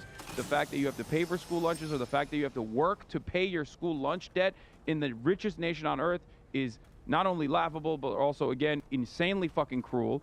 And Ben would know any number of these facts if he gave a shit about what he's talking about, instead of just constantly talking out of his ass about how he doesn't give a fuck about anything and vice signaling, like I said. It's interesting that he cares so much about kids. I mean, he cares about kids being what they're taught in school. He cares about the fact that they have a right to be born. He cares so much about kids. But when it comes to like the most basic necessity of taking care of children here who aren't part of his super affluent family outside of his basic nuclear family, he wants them to fucking starve. And the solution is just call CPS. Yeah, big government, by the way. You know who gets trafficked, dude? Children in the foster care system. But you don't give a shit because those are poor kids. You know what I mean? A lot of times those are black and brown kids. You don't give a shit about that because you don't care about children. Okay? If you did, you would know, like I said, school lunches and school breakfast programs are profoundly important in combating food insecurity in households, food insecurity in children in general. because it's also very important for their development as well. If they don't get enough food, if they're malnourished, they're not going to develop adequately. So, This theory of college CPS is as stupid as saying sell your house when it goes under sea level. Yeah. He's saying if you're too poor to feed your child, then we need to put them in foster care. You're talking about millions of kids who are too poor. So you want to set up like FEMA camps full of parentless kids, and then what? We have to feed them not there. Even parentless, by the way. They have parents. Their parents are working. In a lot of instances, these food insecure households have working parents. Do we give the camps of foster children food? Do we give them lunches? Yeah, we can give them lunches once they're in the FEMA camp. Okay, yeah. good. I just gotta make sure because I don't know. It's mind-boggling that Mr. Save the Children, cares about children, Mr. Small Government's solution to an otherwise very effective and not all that costly problem, which you could eliminate by just funding it. Okay, his solution is not to literally do this cheap thing, which is to make sure that there is no such thing as lunch debt, eradicate that, and give them food, children food at schools, which, by the way, is so important. And this is another fact that I have to mention here. It's so important that during COVID, when schools closed, they still kept school lunches. Did you know this? In many states, even though schools were closed, school lunch programs continued. That is how important school lunches are in combating child malnourishment and food insecurity in households in the United States of America, where, once again, I repeat myself, 9 million children are suffering from food insecurity. Let's take those 9 million kids. Let's put them in a camp. Yeah, he wants to break down 9 million fucking doors with the government. Also, and, at the same time, the CPS agents. At the same time, he goes, the problem with this country is kids without dads. So here's my solution. Let's take the poorest among them and take them away from their dads. Yeah. You're not a serious person. You're fucking just an evil bitch, bro. You're an evil bitch. Fuck you. He goes, Ted, actually California senator, right? Big Teddy boy. We love Ted, don't we? Do we love Ted? He's all right. He's just typical Democrat. He sucks, whatever. Well, anyway, he responds. He says, Dear Ben Shapiro, your marks are dumb. Let's do math. Say a kid should eat 21 meals a week. School lunch should provide 5 of those meals, solving nearly 1/4 of the problem. That's pretty good. Oh, and how about you miss one of your meals 5 days a week and see how you feel? Okay, let me go now to Ben's response where he doubles down. He says, Dear Ted, if you think the key thing standing between kids and starvation is school lunch, that's silly. Have you looked into this at all? No, this is literally, he is openly stating an incorrect statement. It's so frustrating to me when I see motherfuckers like Ben just so loudly and proudly demonstrate their ignorance on a subject, because it is the exact opposite. Yes, it quite literally is standing between kids and starvation. School lunches are the most calorically dense meal that food insecure households get for their children. Yeah. It is a fucking fact. It is such a well-established fact that, like I said, during COVID, when schools closed, the lunch programs continued. They usually have it during summer as well in order to facilitate additional calorically dense food substitutes. Now, a lot of you will say, well, Hassan, I went to public school in America, and the food was dog shit. You mean to tell me that these children, 9 million of them, are possibly eating that food, and that is the best type of food that they can get? Yes. Also, that's how fucking dire the situation is in the United States of America. Right. Usually super, it's like pizza and fucking burritos. Shouts out to Amy Klobuchar for making pizza a vegetable. That's the, but that's calories. Shouts Listen, out. if you're 'Cause I love starving, that calories pizza is calories. Who fucking cares? Exactly. We don't have to worry about nutrition when you're starving. Okay. People cannot comprehend, especially. Listen, we're wealthy people living in the fucking lap of luxury in sunny California, Los Angeles. It is hard for us to comprehend how this shit works. Listen, I got 2 kids. I know how cheap it is. No, I'm just saying, it blows my mind. Just read a fucking book, dude. Read a book. Read an article. Read a journal. Read a study. One study. It's read not one even fucking study. Something that is okay to get wrong. It's not like we're talking about some, fucking sidetrack bullshit. We're talking about children who you basically obsess over not fucking starving. For example, let's see, 17,683 kids were given puberty blockers between 2017 and 2021. That's 4 years. That's not a lot. Versus 9 million kids in America starving. Yeah, in 2020, 14.8% of households in the United States were food insecure. 14.8% of households. This man cares about kids, but yet he's obsessed with something that affects less than 18,000 kids over 4 years. Which is an objectively good thing, by the way. It is objectively right. good. It has led to tremendously positive. Well, I'll tell you what's like objectively bad: starvation. Yeah. Well, I mean, I don't know. It's like you have much larger problems if you're starving if you don't get your food. Yeah, it's like he's not even wrong. Yeah, we are in that situation, and we do have much larger problems, and it's not being made any better by fucking dickheads like you who get paid by like all the billionaire oil barons to ensure that this system of oppression continues. Who burn the fucking while oranges. you fucking repeat American Enterprise Institute talking points from like 1994. I fucking hate this piece of shit so much. He's just, I can't get over the people think he's smart or interesting. I mean, this tweet, there's 6,500 people who are like, yes, I support American children starving. He literally doubles down, and 6,597 dickheads like that tweet. Starving children, yes, please. I want the CPS to come in and break their fucking doors down and separate them forcibly from their fucking family. In my gated how they like it. Where does Ben live? Is it in LA? No, Yeah, he lives in Florida.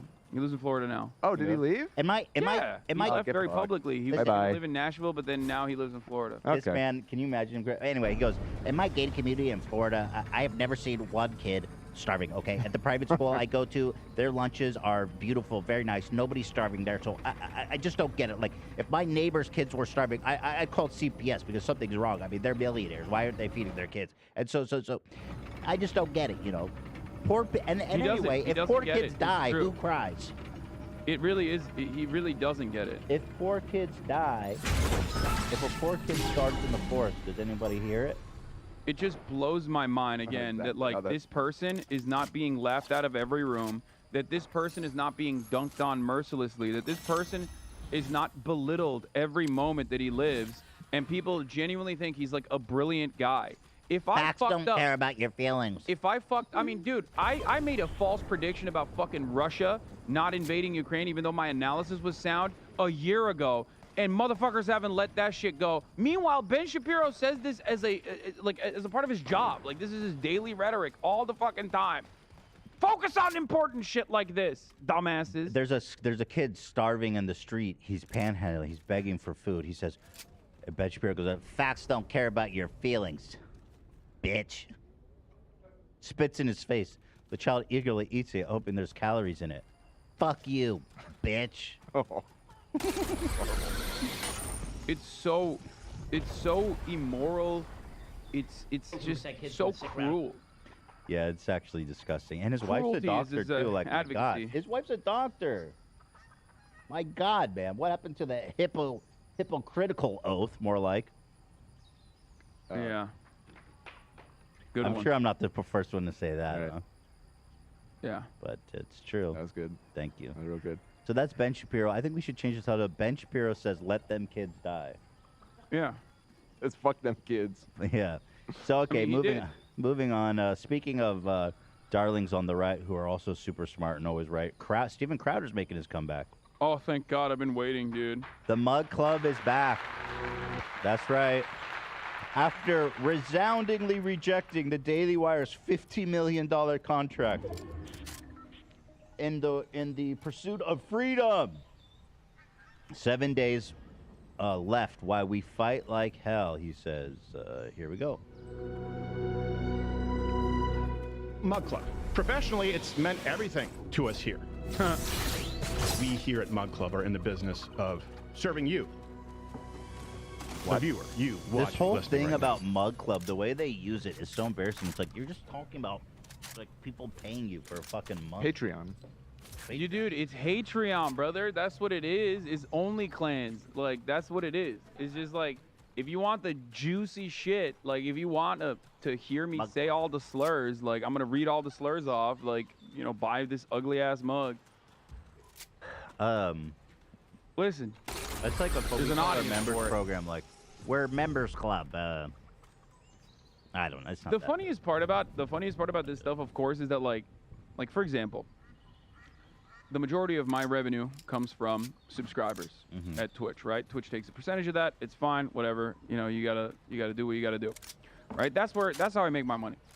But part of that is also because I don't have billionaire oil barons that are like, please, here is like $50 million so you can tell everyone how fucking dog shit we are. You know what I mean? Because I don't rush to defend mega corporations like Steven Crowder does. He has all of that. He gets the Rumble deals, and on top of that, he's doing the Mug Club for the additional racism on the side. I mean, hey, you got to do what you got to do, I guess. He's dead. You are the entire reason for your ability, to create this kind of content truly independent. Stop! They did not put that video on there. Oh, yeah, thank you, guys. Thank you for supporting Mug Club, where I can, you know, live my best gay life on camera only as I talk about how awful it is to be a gay person. Look at this shit, bro. This man is like a... That's fire content. Thank you, Steven. He's a queer king, I think. Dude, that's fire content. Thank you, Steven. I'm so glad. This is why I'm a Mug Club guy. Let me do a slow-mo on this. That kind of good-ass content. Playback. Quarter. This is why we're on the Mug Club, boy. To create this kind of content. Oh, brother. That's fire. Oh, brother, Steven. That wasn't just a phase in college, man. I mean, I think he knows that better than anybody else. All right, let's keep going. Let's see what else you got. What? I joined Mug Club. I resent the fact that they're actually pitching this like a comedy show. I love American strength and free speech, and I want it back now. We need to go out and remember what it's all about. It's about our children. It's about our future. It's about our safety. Not the stars. Wait, stop it for a second. Bro, listen. At most, you're doing like shitty-ass SNL skits. Like, what do you mean protecting the children? Like, this is what I get mad at whenever motherfuckers are like, Hassan, you're supposed to be socialist Jesus. I'm like, no, man, I'm just a fucking dumbass. I'm a content creator. I'm an entertainer, okay? Yes. That's what I do. I try to educate people. I try to agitate people to understanding like what the fuck's going on in society. I have but to that's win it. one game. I don't myself. run around being like I'm saving the planet by with my skits. I'm saving the planet one skit at a time. This is what's so fucking annoying about like SNL or like the smarmy the smarmy sanctimonious attitude that a lot of like liberals have with respect to their art, right? He's doing the same exact shit. It's crazy. Who's he saving with this? Is he really? Do people watch Crowder because they think he's funny? Or like I think people do. People do actually find him funny. Yeah. I guess when the competition is Roseanne Barr, I guess maybe he does come off pretty good. And like that other fucking guy that just like makes donkey sounds. What's his name? From Half Baked. Jim Brewer. Fuck, the bar is low over there. We need to go out and remember what it's all about. It's about our children. It's about our future. It's about our safety. It's about our country. It's about our country. Would you be willing to trade all the dates from this day to that for our freedom? He is way more of a theater kid than me, brother. Oh, 100%. Yeah. Yeah, I want to he see is. you alongside me, fighting like hell. Fight like hell. You just showed a bunch of cringy sketches where you he's acting out your. He is literally doing the exact same thing that people criticize liberals for doing, okay? It's so self-important. It's like, bro, you are literally making shit-ass sketches. That's all you're doing. You're yelling at, like, hysterical... I gotta get serious. I'm getting...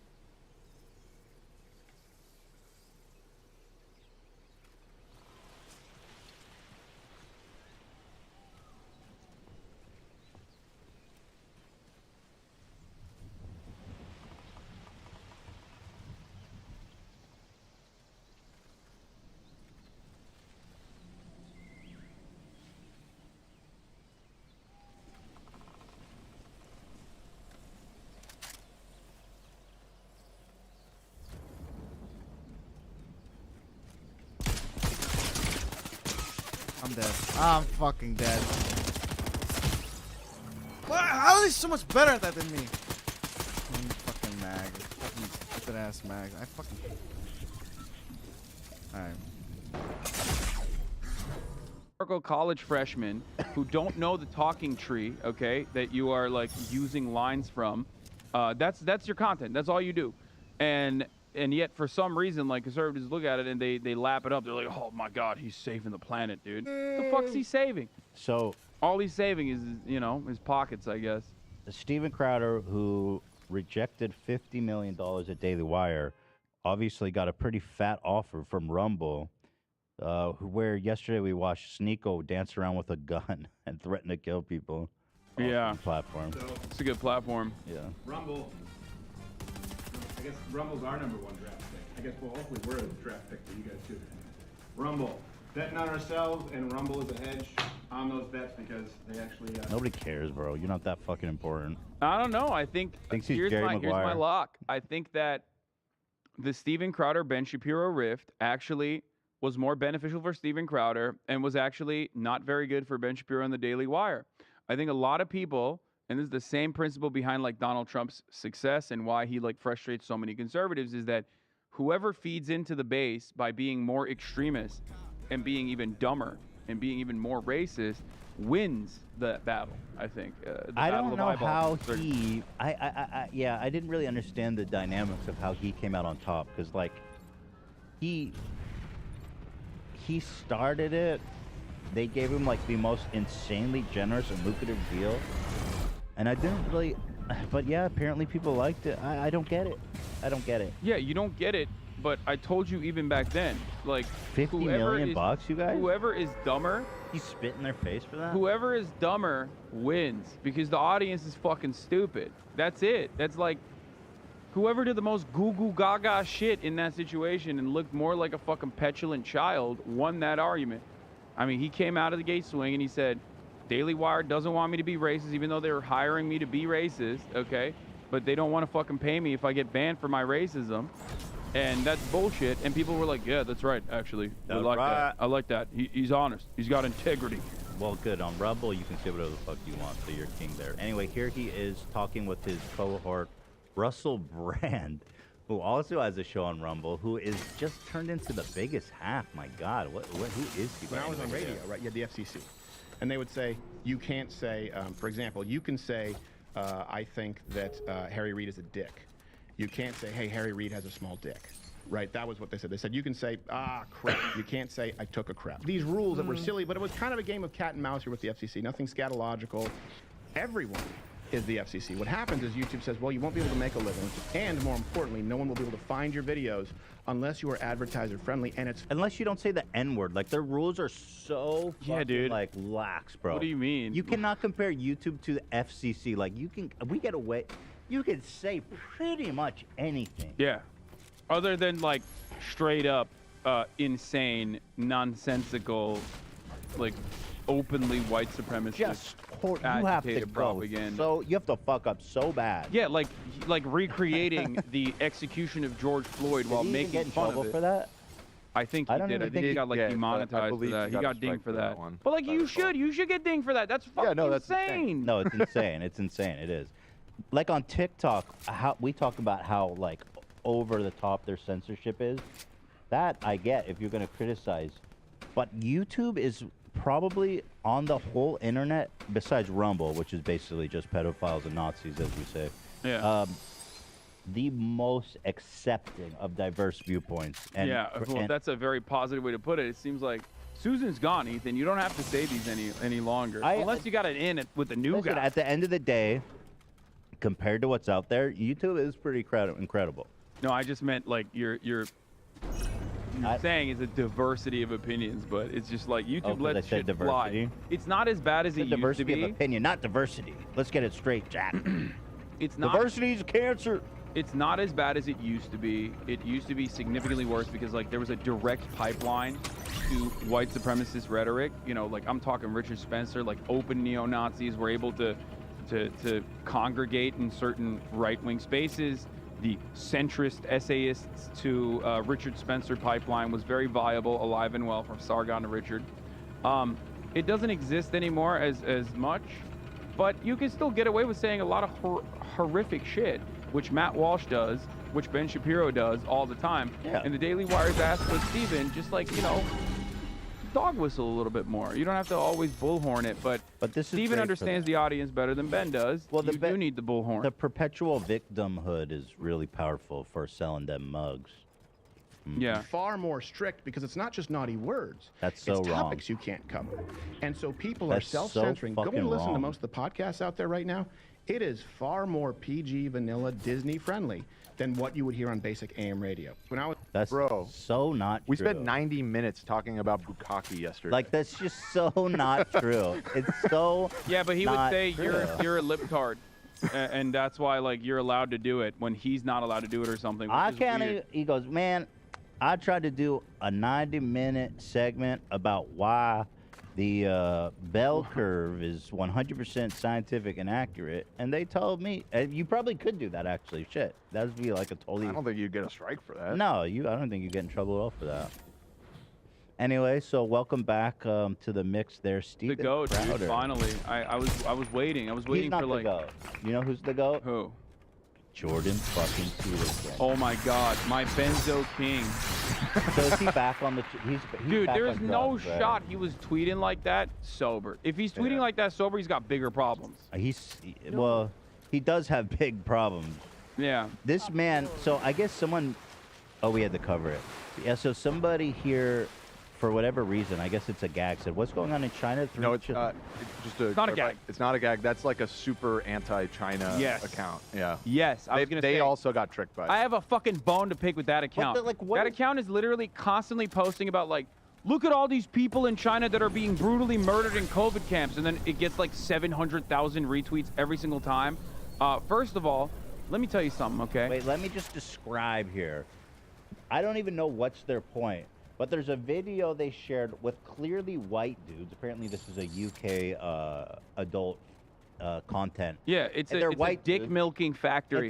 It's a dick. Okay? It's actually quite interesting. They, and yeah, funny. they got strapped up to fucking hospital beds with a dick suck pump machine. It's like an automatic udder. Yeah. sucker, and they all three of them just start getting their dicks milked, frankly. Yeah, milked. And Jordan Peterson. But remember, PG content, like, you're not allowed to talk about these sorts of things that you would be able to talk about on AM radio according to Steven Crowder. Shut the fuck up, So Steven.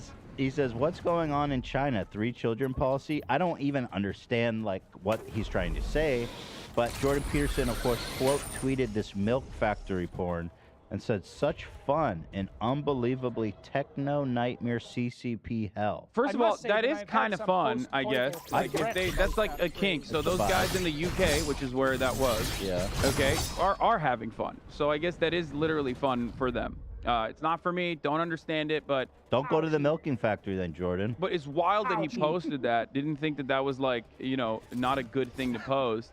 The video was so.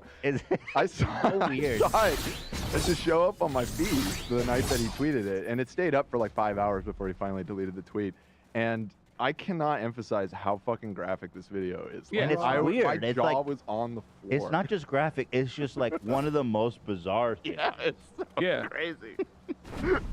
It is literally the dick sucking factory. There is nothing else to describe there. Like, there- But what is the propaganda here? What is dudes getting their well, he was dicks saying milked? like 3 children policy, like they're dick sucking in China to like forcibly impregnate people so they have children or something. Yeah. You know Wait, what I thought mean? they had too many kids. They did. No, that was old. that's That's over old with. China. China is now in their like, they're on their 80s and 90s America shit right now. They have like a robust middle class. They have like a lot of. Okay, but what's the law in China right now? There is no longer They got rid a of it. one-child. The one-child policy. thing's gone. Yeah, it's And- been gone for and a so while. their theory is that they're having as much kids as possible now. Yeah, they're saying that And they're China doing it in a milking China factory? is going to, just like any other developed nation, is going to have declining birth rates, which they are, and that is precisely why they want to like push for children. That's like the argument here. And so they're milking dudes, and then I guess they have like a whole insemination plant where they just put people like cattle in a barn, and that's the implication. That sounds kind of fire if you're Dude, a dude. you can say whatever you want about China and people will believe it. It's like North Korea. You can say whatever you want about North Korea, people will 100% believe it. They don't give a fuck. There's no fact-checking process. and it's also like already difficult as hell to get like actually accurate information out of North Korea anyway. I can just imagine someone like Jordan Peterson meeting like a Chinese person and be like, so tell me, what's going on with the milking farms there? Just like being so utterly stunned and confused by that as a Chinese person. I hear there's milking farms. Have you been milked over there? Dude. Here's more. I mean, I get more mad about this because like Xi Jinping, what are you fucking doing? Don't let this dipshit Elon Musk keep fucking shitting on China like this. You own him. He needs the Shanghai facilities. Just fucking give him a little call and be like, listen, I'm the top G, okay? What is this anti-China sentiment happening? You know? Oh, this is the guy. Also, please restore my TikTok account and stop letting me get banned on TikTok. Did you get banned again? No, but you know, I'm just hedging my bets here. Am I unbanned? Because I actually got. I don't know, and maybe we should mention, as of last night, it may all be moot because Biden's trying to kind of get rid of TikTok for real. Yeah, it's fucked up.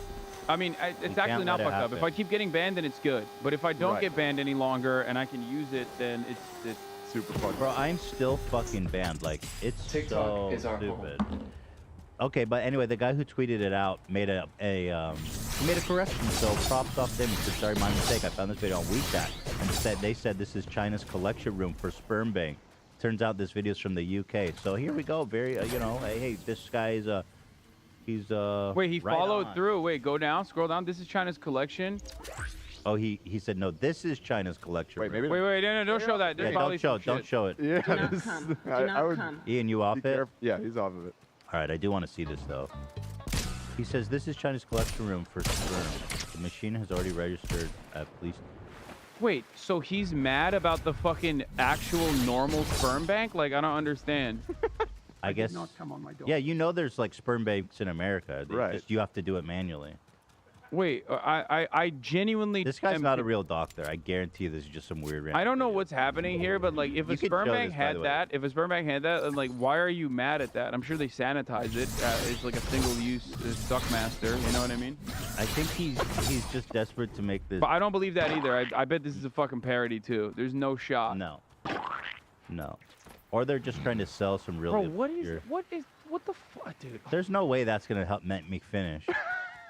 If anything, Really? I'd be Well, don't knock scared it till to you put try it, myself in Ethan. that. I don't know You're that I just want to jealous put that it in there. Your place didn't just had like a dirty chair. Mr. Beast bought 1,000 Suckmasters for rural Sucking a Chinese smoker. citizens to help the declining birth rate. What's up, everybody? Sucks. That's awesome. Yeah, so Jordan Peterson's out there. Actually, we have a whole album of bizarre tweets he's put out since he's back on Xanax. Yeah. My favorite one was the CNN one, but here. We'll let's get watch. there. It's all here. Oh, yeah, this one was fire. And it's not a vagina. It's a hole for another man to fuck. And that's that. So the quote tweet for Wait, that is yeah, where's also the just quote a tweet, fake guys? thing. It's so a Boston Children's Hospital doctor is talking about vaginoplasty, right? Which is it's a surgical process. So of course it sounds fucking brutal, just like every other surgery is, right? And then because it's from the Boston Children's Hospital and these guys are fucking cavemen, ape-brained dumbasses who don't understand that the Children's Hospital doesn't only serve children, and that the Boston Children's Hospital, as a matter of fact, will only allow this elective surgery of like vaginoplasty or reconstruction, bottom surgery most commonly known as, for adults, consenting I'm gonna open adults this. over Hold the on. age of 18. Switch off. Okay, and it doesn't just happen on a whim. There's like numerous other things that you need to go through, numerous other checks that you need to go through. Okay, before you go through with the surgery. But of course, he fucking tweeted that and said prison. Billboard prison. Don't show this. Oh, it's just No, a doctor it's just a talking. doctor talking about it. Okay, so here's the video that set Jordan off. Let's take a look. Penile inversion vaginoplasty is the full name of vaginoplasty. In this procedure, the surgical team is creating the outer and the inner vagina. The reason it's Okay, so it's a doctor talking. It's a technically doctor about it. talking about penile inversion and vaginoplasty. Okay, It's that's the- like it's a surgical process, also commonly known as like bottom surgery, right? Here's what he said. Read it now. with that but they context. made it seem like they're doing it on children. That's not true. Like, you can't do this surgery on children. It is not allowed. You know, however, one surgery that actually they do on children all the fucking time? When there's an intersex child, the doctor often, more commonly than not, will choose the gender of the child, okay? Then they engage in not this level of surgical process, but this kind of surgery where they, you know, sew up the vagina if the child has like a vagina and a penis at the same time, you know.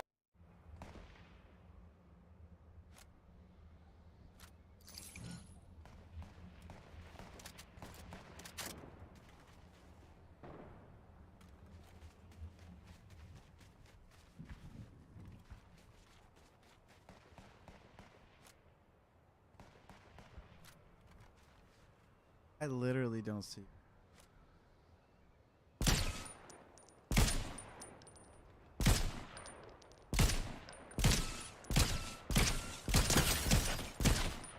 How are you not fucking dead? Holy shit.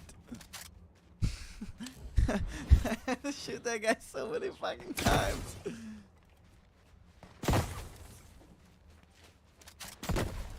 Bitch.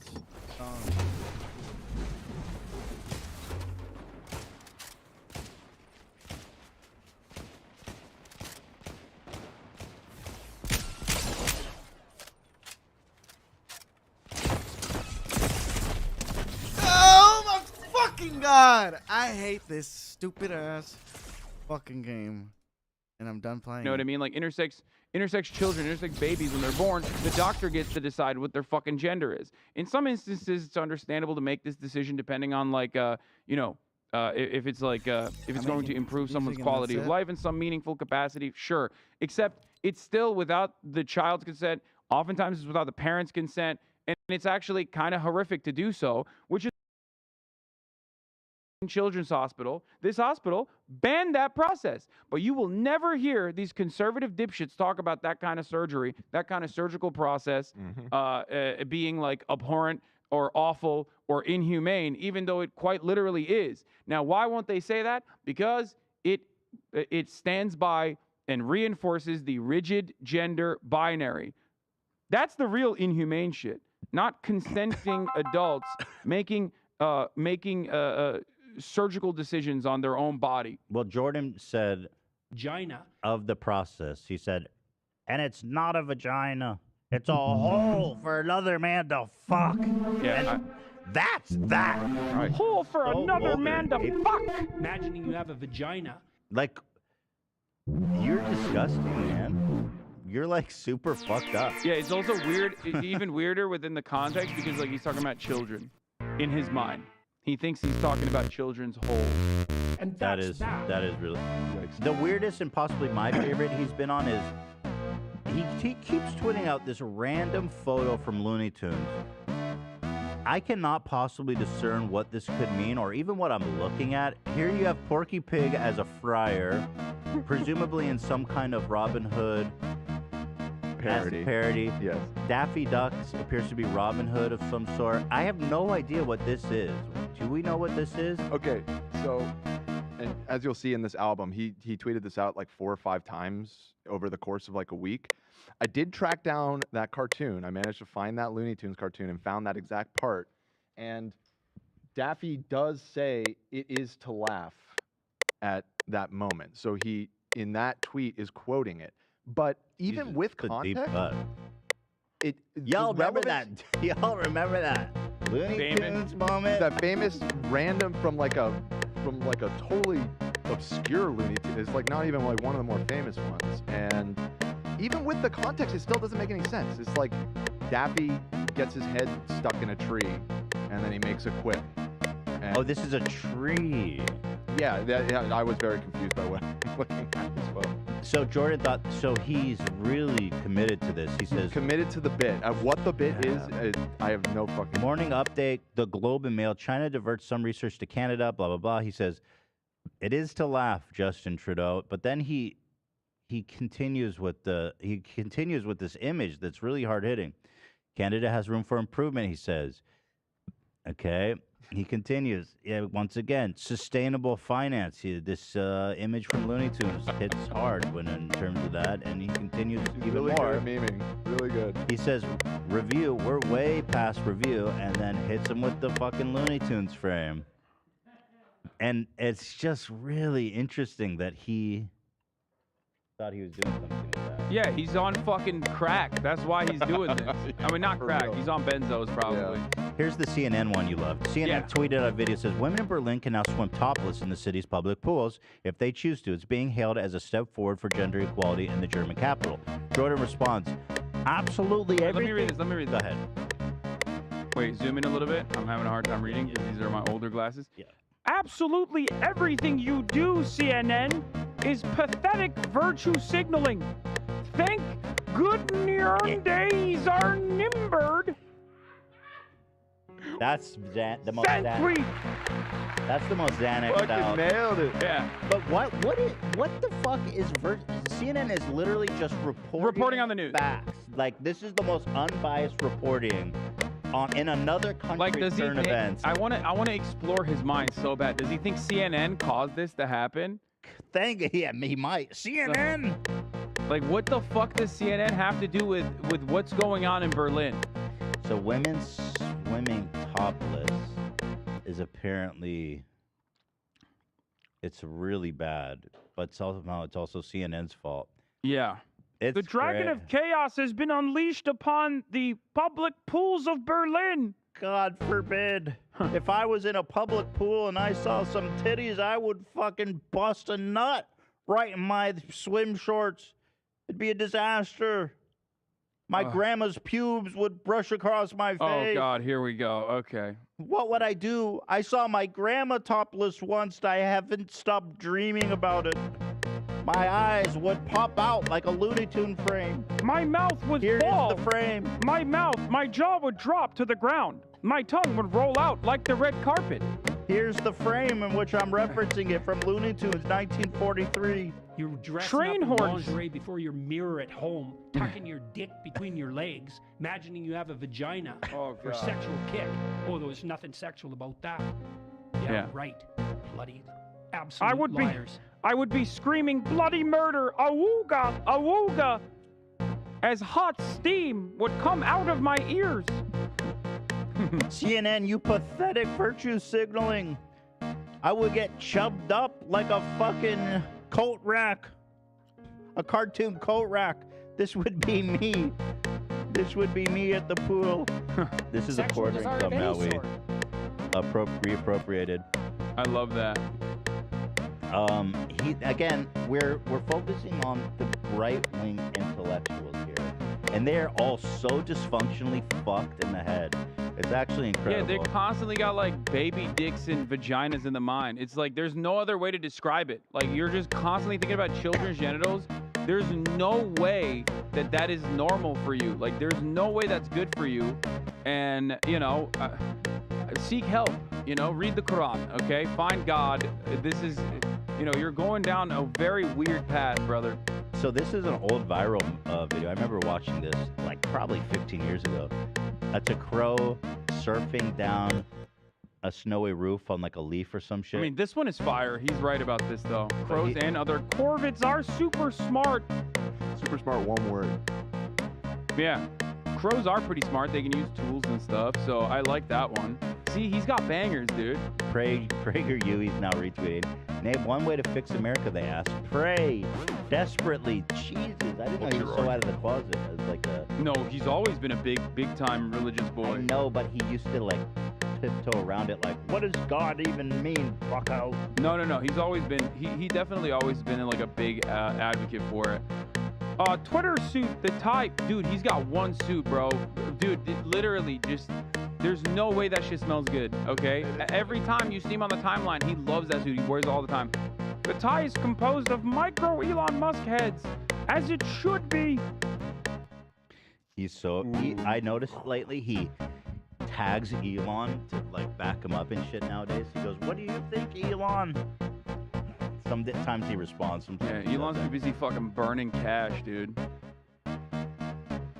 Here's one. Oh, this one was awesome. Okay, so he says, Sheer unadulterated narcissism in action. I care so much. The devouring mother arises from the underworld. Now, I'm not into like, I don't really know too much about Hindu gods and goddesses and things of that nature, but I do know that Jordan Peterson has like a very solid right-wing Indian audience, and they were very pissed off at him. They were fucking ripping him.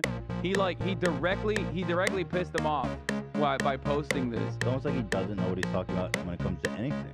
Yeah, I don't know what I'm talking about with respect to this either, but I did see a bunch of like BJP stands fucking being like, stay in your fucking lane, you piece of shit. We only like it when we're shitting on Muslims. Shut the fuck up. He's definitely way out of his depth here. Why are you talking about like Hinduism and shit? Yeah, I believe that's Shiva, which is one of pretty much the 3 top gods in Hinduism. So he's calling Shiva a devouring mother, this concept he's become obsessed with. At least he's like, honestly, at least he's consistent though with his misogyny, where he's like, True. You know, It's the dragon of chaos. What do you mean? This at your feet, and people won't forget it. What happened in the UK with the Travis stop will soon happen here, and you're on the wrong side of history, to be clear. I mean, okay. Oh no, apparently it's Kali, Kali, goddess of ultimate power, time, destruction, and change. yeah. This one was just psycho posted. That was fire. What do you mean? He's zooted, dude. He's off the perk. He's off the gummy on this. Look at He this. says, bro, he goes, there are cathedrals everywhere for those with eyes to see. And he shows a picture of a avian water bottle. It's so fucking good. I'm assuming he means this. Like, this is mushroom posting, not benzo. Dude, this is psychosis, brother. Yeah, I love that. I've been there. I've been there, buddy. Yeah. Is that even stared at that water bottle for 4 hours. Look at that. It's a little cathedral. Like what? Yeah. And I watched this shadow of the avian bottle. I heard the chanting inside the cathedral. Maybe I cried. It was beautiful. Maybe he got apple cider again in his diet or something. Oh no. He's just, like, hallucinating. Oh no. Bro. There was a service inside. They were saving the souls of trans women. I was sitting on the bus that day. I started crying. I couldn't stop crying. I missed my stop. I rode and rode all day, staring at the cathedral, hearing the church bells ring. Bing bong, bing bong, bing bong. The toll, it tolls for me. Bing bong. I saw myself in the mirror with my dick tucked between my legs. I said, am I the mangina? Who's the mangina? I said. Then my grandmother's pubes and a paintbrush brushed upon my face. I was back in the cathedral. The Pope spit on my face. I told him he's a coward. I told the Pope he's woke. Which he did do that. He did, yeah. You're too woke and gay, Mr. Pope. I'm sick and... The region was exposed. Oh, God. Cut it off. Jesus. I heard myself talking about my maternal grandmother. Oh, no. Her pubes dragged on the floor like a long rope of vine.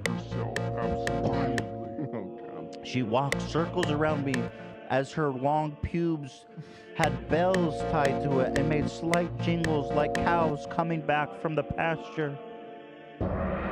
I grabbed onto her pubic robe and she slid me across the ground. Okay, God. So horrible. Her labia started to stretch like Big League Chew. Badge of honor. Badge of honor. Dude. I started crawling up in an attempt to crawl back inside of her, where I was safe and warm. All right, we only have like 10 minutes left. What we're talking about is still more comprehensible than like Jordan Peterson's Looney Tunes. That's true. Okay, like even what you just did right there makes more sense than that fucking Looney Tunes reference that he keeps using apparently. No doubt. This I owe one- some apologies for that. I actually can't get it. This is actually Two-Face's outfit. Like, actually. Yeah, he just tries to vice signaling, baby. He's trying to look like a villain. That's it. Like the closer we look to a villain, the closer we look to villains that you see, the archetypical villain, the better we are, and the more money we get from the oil lobby. Right. I just don't care. That's the point. In fact, my Nazi flares in the mail, and I wear it not because I'm a Nazi, but just to show you how little I care. We know what happens when the right goes too far, which is kind of good, really. But do we know what happens when the left goes too far? Right. God forbid we get health care for all Americans. They've gone too far this Something time. I enjoy in Canada. School lunches, my God, man, where does it end? Yeah. It's insane. We need to call CPS and round up these children. God. Oh, okay, we're running out of time. Let's do the Joe Rogan one. Yeah, one segue off of this is that, thank God Jordan Peterson's keeping comedy alive, but you know what? Who else is keeping comedy alive, Ethan? Me. No, not you. Thankfully, with the button, we're limiting your comedy a little bit. But if you want to say unhinged shit, there is a place you can go to, Ethan. That's right. Finally, who will take comedy to the next step? Who will defend comedy? That's right. I'm, of course, talking about Joseph Robinette Rogan. Joe Rogan. Gotta go down to gases, though, boy. It's a sucker. By the way, this is He doesn't really have the same middle name as. No, I always say that is a. I like it. I like it. Without getting into the drug-induced psychosis that Jordan Peterson is experiencing, I wanted to just get you as close as possible. Bro, this is literally what would happen in America. Like if sponsored, you know what I mean? Sponsored by Avian, Avian, or whatever, however you say it. Yeah. Joe Rogan has opened his anti-cancel culture club in Austin. That is how he's billing it. He's calling it the Comedy Mothership. That's the name of the club. And he's selling it, like the selling point of it is that it is an anti-cancel culture comedy club. Hell yeah, finally. Finally, dude, because finally, you know, normally all the fucking comedy clubs I've gone to in my entire life, they're always just so woke. They're always talking about the wokest shit in there. You know? I mean, when's the last time you saw a prominent stand-up comedian that didn't name their special like canceled? Dude, I saw Dave Chappelle. I think that was the last person I saw live recently. Not recently, maybe like a year ago. That was the last person I saw live, testing out his new bits in the immediate aftermath of putting out his special. And that's usually where comedians are their weakest, right? Because they have to come up with new material. The only way to figure out new material is by figuring out what gets you laughs. Sure. Right? Mm-hmm. And the entire time he's just blasting fucking lung darts on stage in the small room upstairs at the Comedy Store, my favorite comedy club in Los Angeles. And he was literally the room was fucking packed. He smoked cigarettes, constantly just chirping about little trans kids and how annoyed he is that they yell at him. So it was basically a TED Talk. It was just a TED Talk, but an anti-woke TED Talk. So if that's what's gonna happen at the Joe Rogan Comedy Mothership, I'm not interested. Well, so here is what I found interesting. First of all, it's a $40 cover, which is that's pretty high cheap just to cruise in, isn't it? For a comedy club, I'd say yeah. They also have huge opening acts like Roseanne Barr. Roseanne Barr? Yes, they're having her in there and pretending like she's and Ron White, dude, what are you doing? Tim Dillon, I get, you know what I mean? Shouts out to Tim Dillon. Well, you got Roseanne Barr, Ron White, and Tony Hinchcliffe, who's Tony Henchman of Joe Rogan. He's kind of mid, I guess. He has an audience still, possibly. And then Dave Chappelle is the closer. God, that is the most. I mean, that lineup. Tim can't say this because, or most comedians can't say this because they want to perform at the Comedy Mothership, and I really want this place to be good. I do, but that lineup is not as stacked as you would want it to be. What do you think about the fact that Joe Rogan scans people's faces to enter? I find that odd. Wait, really? He has face scanners that people have to submit to enter the Okay. Anti-Joe Rogan. The venue's theme is Aliens meets Art Deco, the latter a respectful nod to the remodeled theater's century-long history. There is a UFO above the door in the lobby, warnings that hecklers will be alienated, and a Stargate-like arch over the main stage. Love all that stuff. That stuff is cute. I'm a fan of all that. You know, it's nice. And I know Joe Rogan cares about comedy deep down inside, even if his own personal comedy's not that great. I know he cares about this shit, right? And I think that this could be possibly cool. I don't know. I haven't seen the venue. Bro, that line is whack. That is not impressive. Well, regardless, the venue's theme is you know, it's whatever. It's cool. not that big of a It's not that big of a deal. It's whatever. No. But the logistics of the matter that you were talking about, Rogan has helped lead the practice of banning phones at comedy shows, which I agree with, by the way. I think that's a good thing. I'm 100% in support of that. Dave Chappelle does it as well. You have those like little Faraday cage style boxes that you put your phone into as a sleeve that gets a magnetic lock placed on it. I think it's smart. It's understandable. It's one way to try and get ahead of people like filming your test bits. You know what I mean? And I don't have an issue with that. But security's a bit intense as you have to get your face scanned like you're going through the airport security at Heathrow. That seems a little wild. What do you think about the face scanning? That really threw me off. Why are we scanning faces? Like, genuinely, why are we doing that? I don't know. It's rumored to help identify no lid hecklers check? and to identify people using fake IDs, I guess. That's what they're saying. There's like famous hecklers. Don't let him in. He's a heckler. From what I could research, I think it's a thing that like higher end newer clubs are doing. Like not necessarily like comedy clubs, but like nightclubs and stuff. They have like a no-fly list. It might be for that. I don't know. Hey, yeah, I we see don't some like people in the fake. chat saying it's common at nightclubs now. So yeah, I mean, I agree. Just because it just seems like something Joe Rogan would be like worried about. Like but dystopian as shit. But also like all of Joe Rogan like pretending like he hates big tech. I mean, the dude's friends with fucking Elon Musk. It's like he doesn't really have an aversion to all that stuff. So I don't know. Here actually is when the real comedian takes stage. This is the button-free zone, I like to call it. The button-free zone. That's what my comedy special will be called.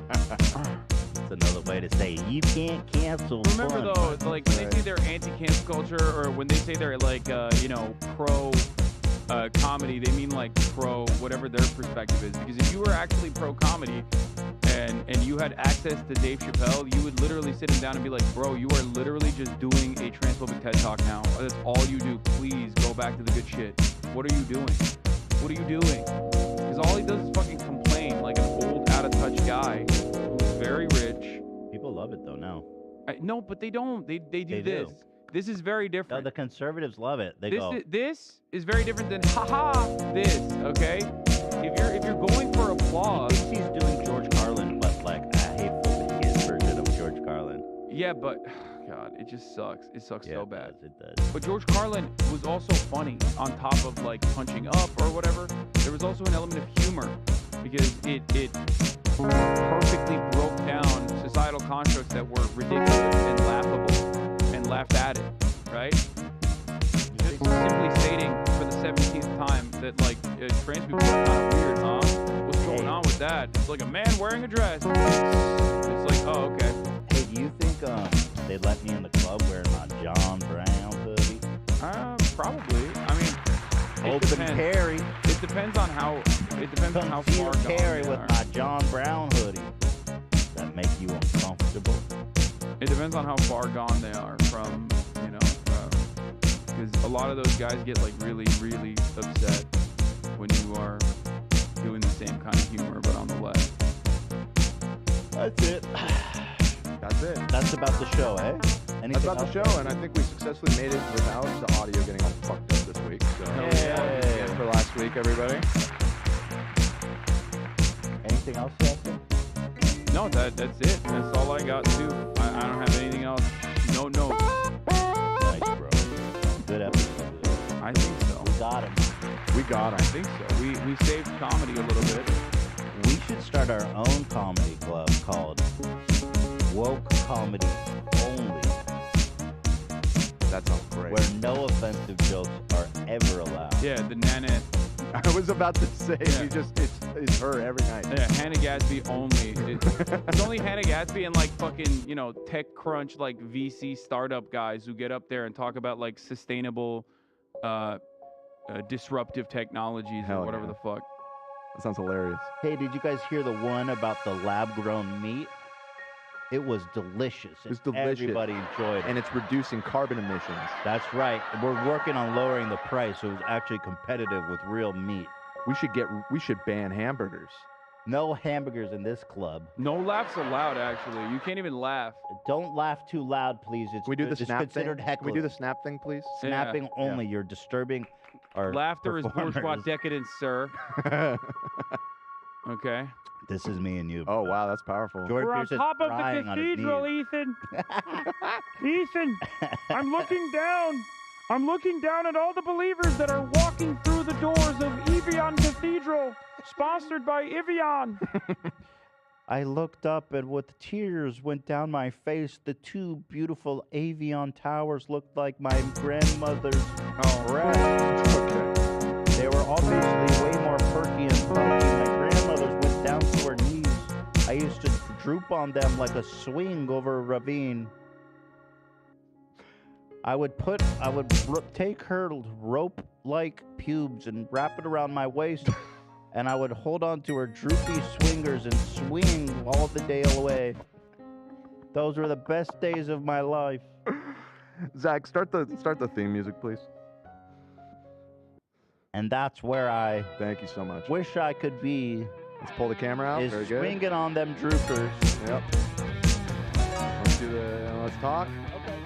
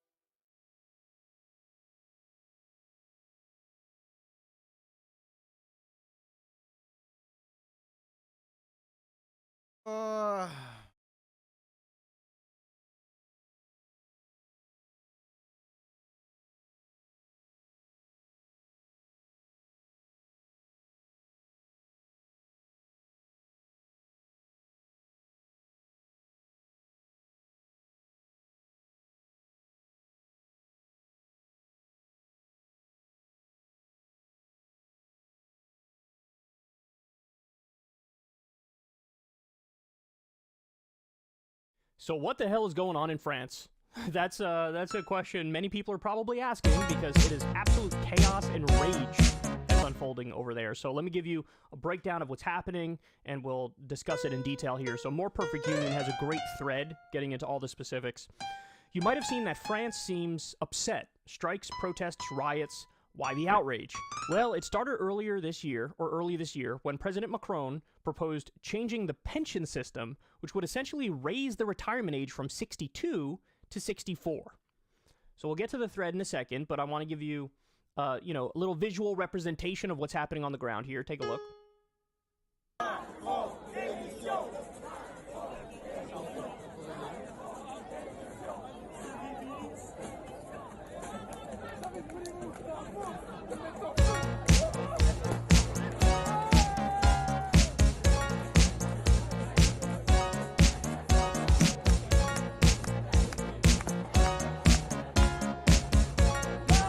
Now look, this is actually one of the more tame videos I've seen. We'll get to some more in a little bit.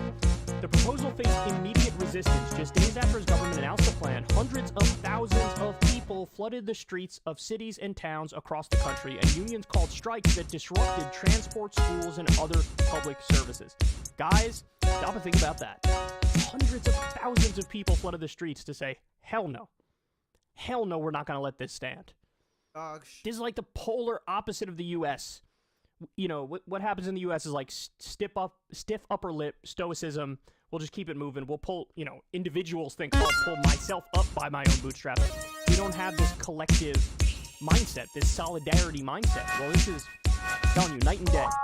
There's a great quote in an old Michael Moore documentary where he says, in the U.S., the people are scared of the government. In France, the government is scared of the people. And, you know, maybe that helps explain why, for example, they have universal health care and we don't. All right, they continue here. But Macron pushed. He insisted that he would alter the pension system and attempted to get it through Parliament. In January, he said, we will do it with respect in a spirit of dialogue, but also determination and responsibility. But even as he said that, riot police were clashing with protesters in the streets of Paris. Macron insisted that in a country with an aging population where everyone receives a state pension, pension reform is the only way to keep the system solvent. So here's another video for you.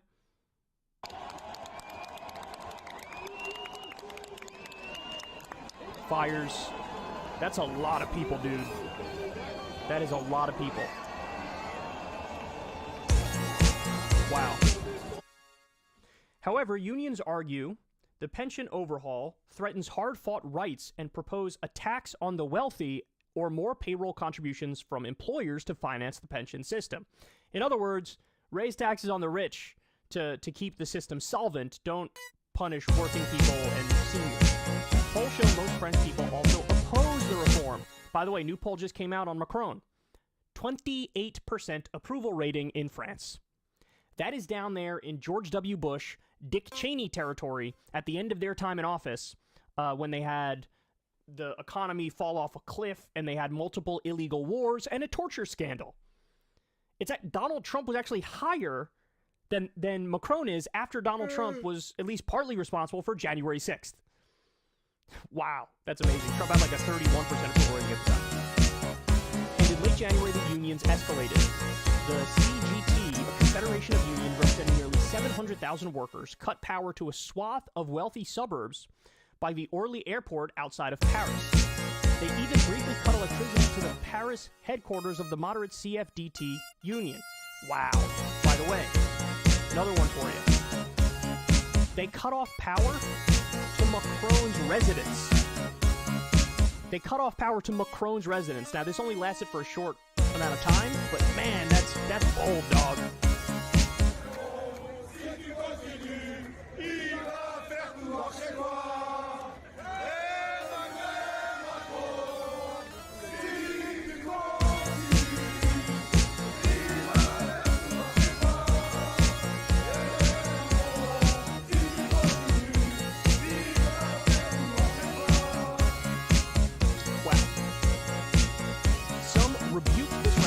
But others called it Robin Hood-esque because of the striking militant union simultaneously gave free power to French schools, hospitals, and low-income homes. Oh my God.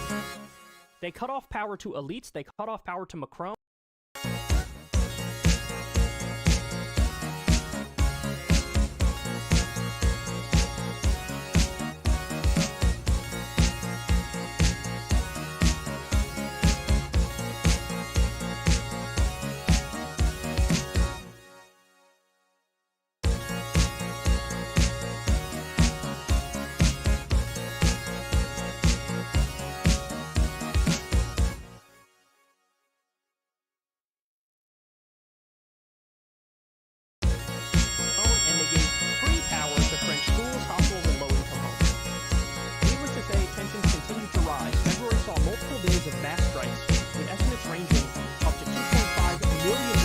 Strike in a single day. Transportation, garbage collection, utilities, and education unions walked off the job. By March, unions were ready to escalate again. Workers had by this point held 8 days of mass protests with millions hitting the streets. So now, crucially, some workers decided to abandon one-day strikes for a rolling, ongoing strike. Most noticeably, the garbage collectors went on indefinite strike, and that means trash started to pile up in the streets.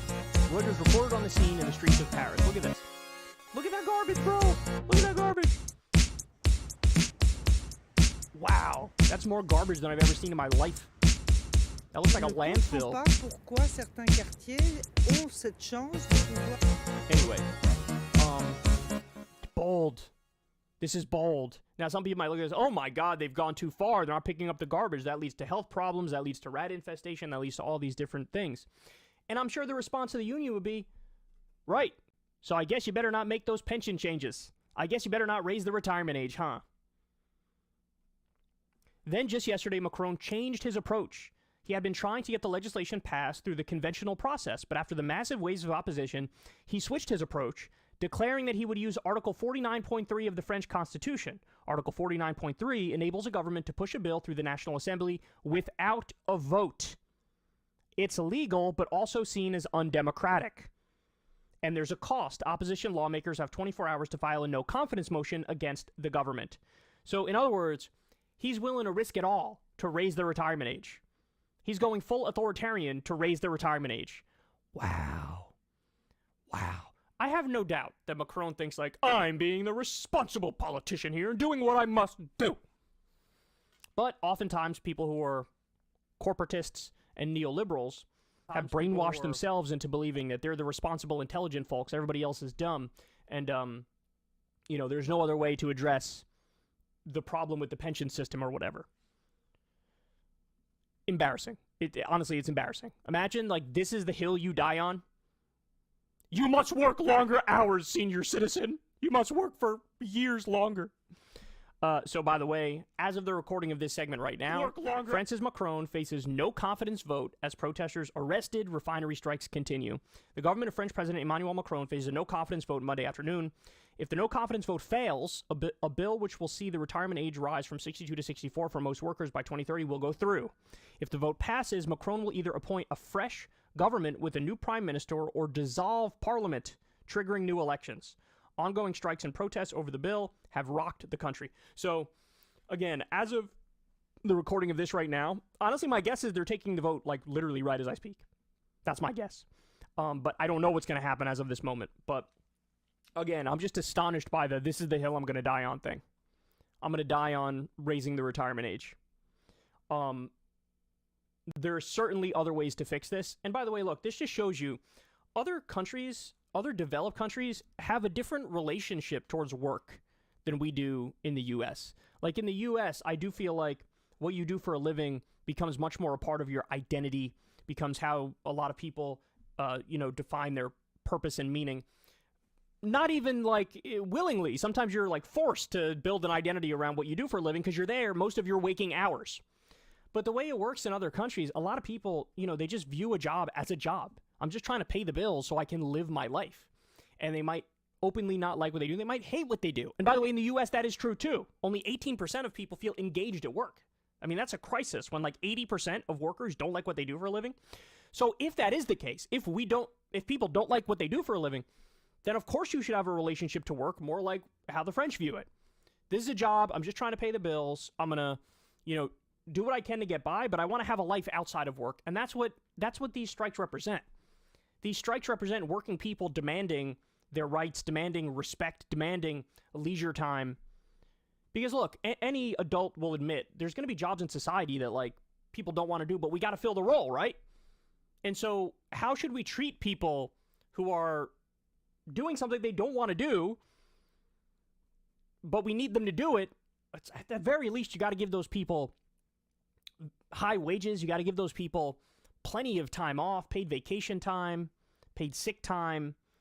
You have to make it so that there is a true incentive to get those jobs taken care of. In the U.S., we force them through fear of poverty because we don't have a very good social safety net system. Over there, they have a better social safety net system. So they're trying to keep the hard-fought gains and not lose them and not go in the wrong direction. So, I mean, look, I would say solidarity to these people. I think you could certainly find another way to deal with whatever issues are there with the pension system. And I will mention, to make the comparison with the U.S., like, we hear this all the time here, too. Oh, Social Security and Medicare are going to be insolvent. And then you look at the numbers, and that's 100% not true. It's not even close to true. It's going to go bankrupt. And then you look, and it's like, even a decade out or 2 decades out, it still pays out like 80% of its benefits. What are you talking about? With minor changes, we can keep this thing going. By the way, the change that's floated here, correctly so, is lift the cap on the Social Security tax so that millionaires pay more in taxes, and then we could fund Social Security as far as the eye can see. So it's sort of like a mucked up crisis. Like, oh my God, we have to do this. And you don't. I know that's the case in the U.S. Now, I'm not familiar with the numbers for the pension system in France, but there's certainly other ways. There's not only one way to address this, and that one way is like force grandma back into the factory.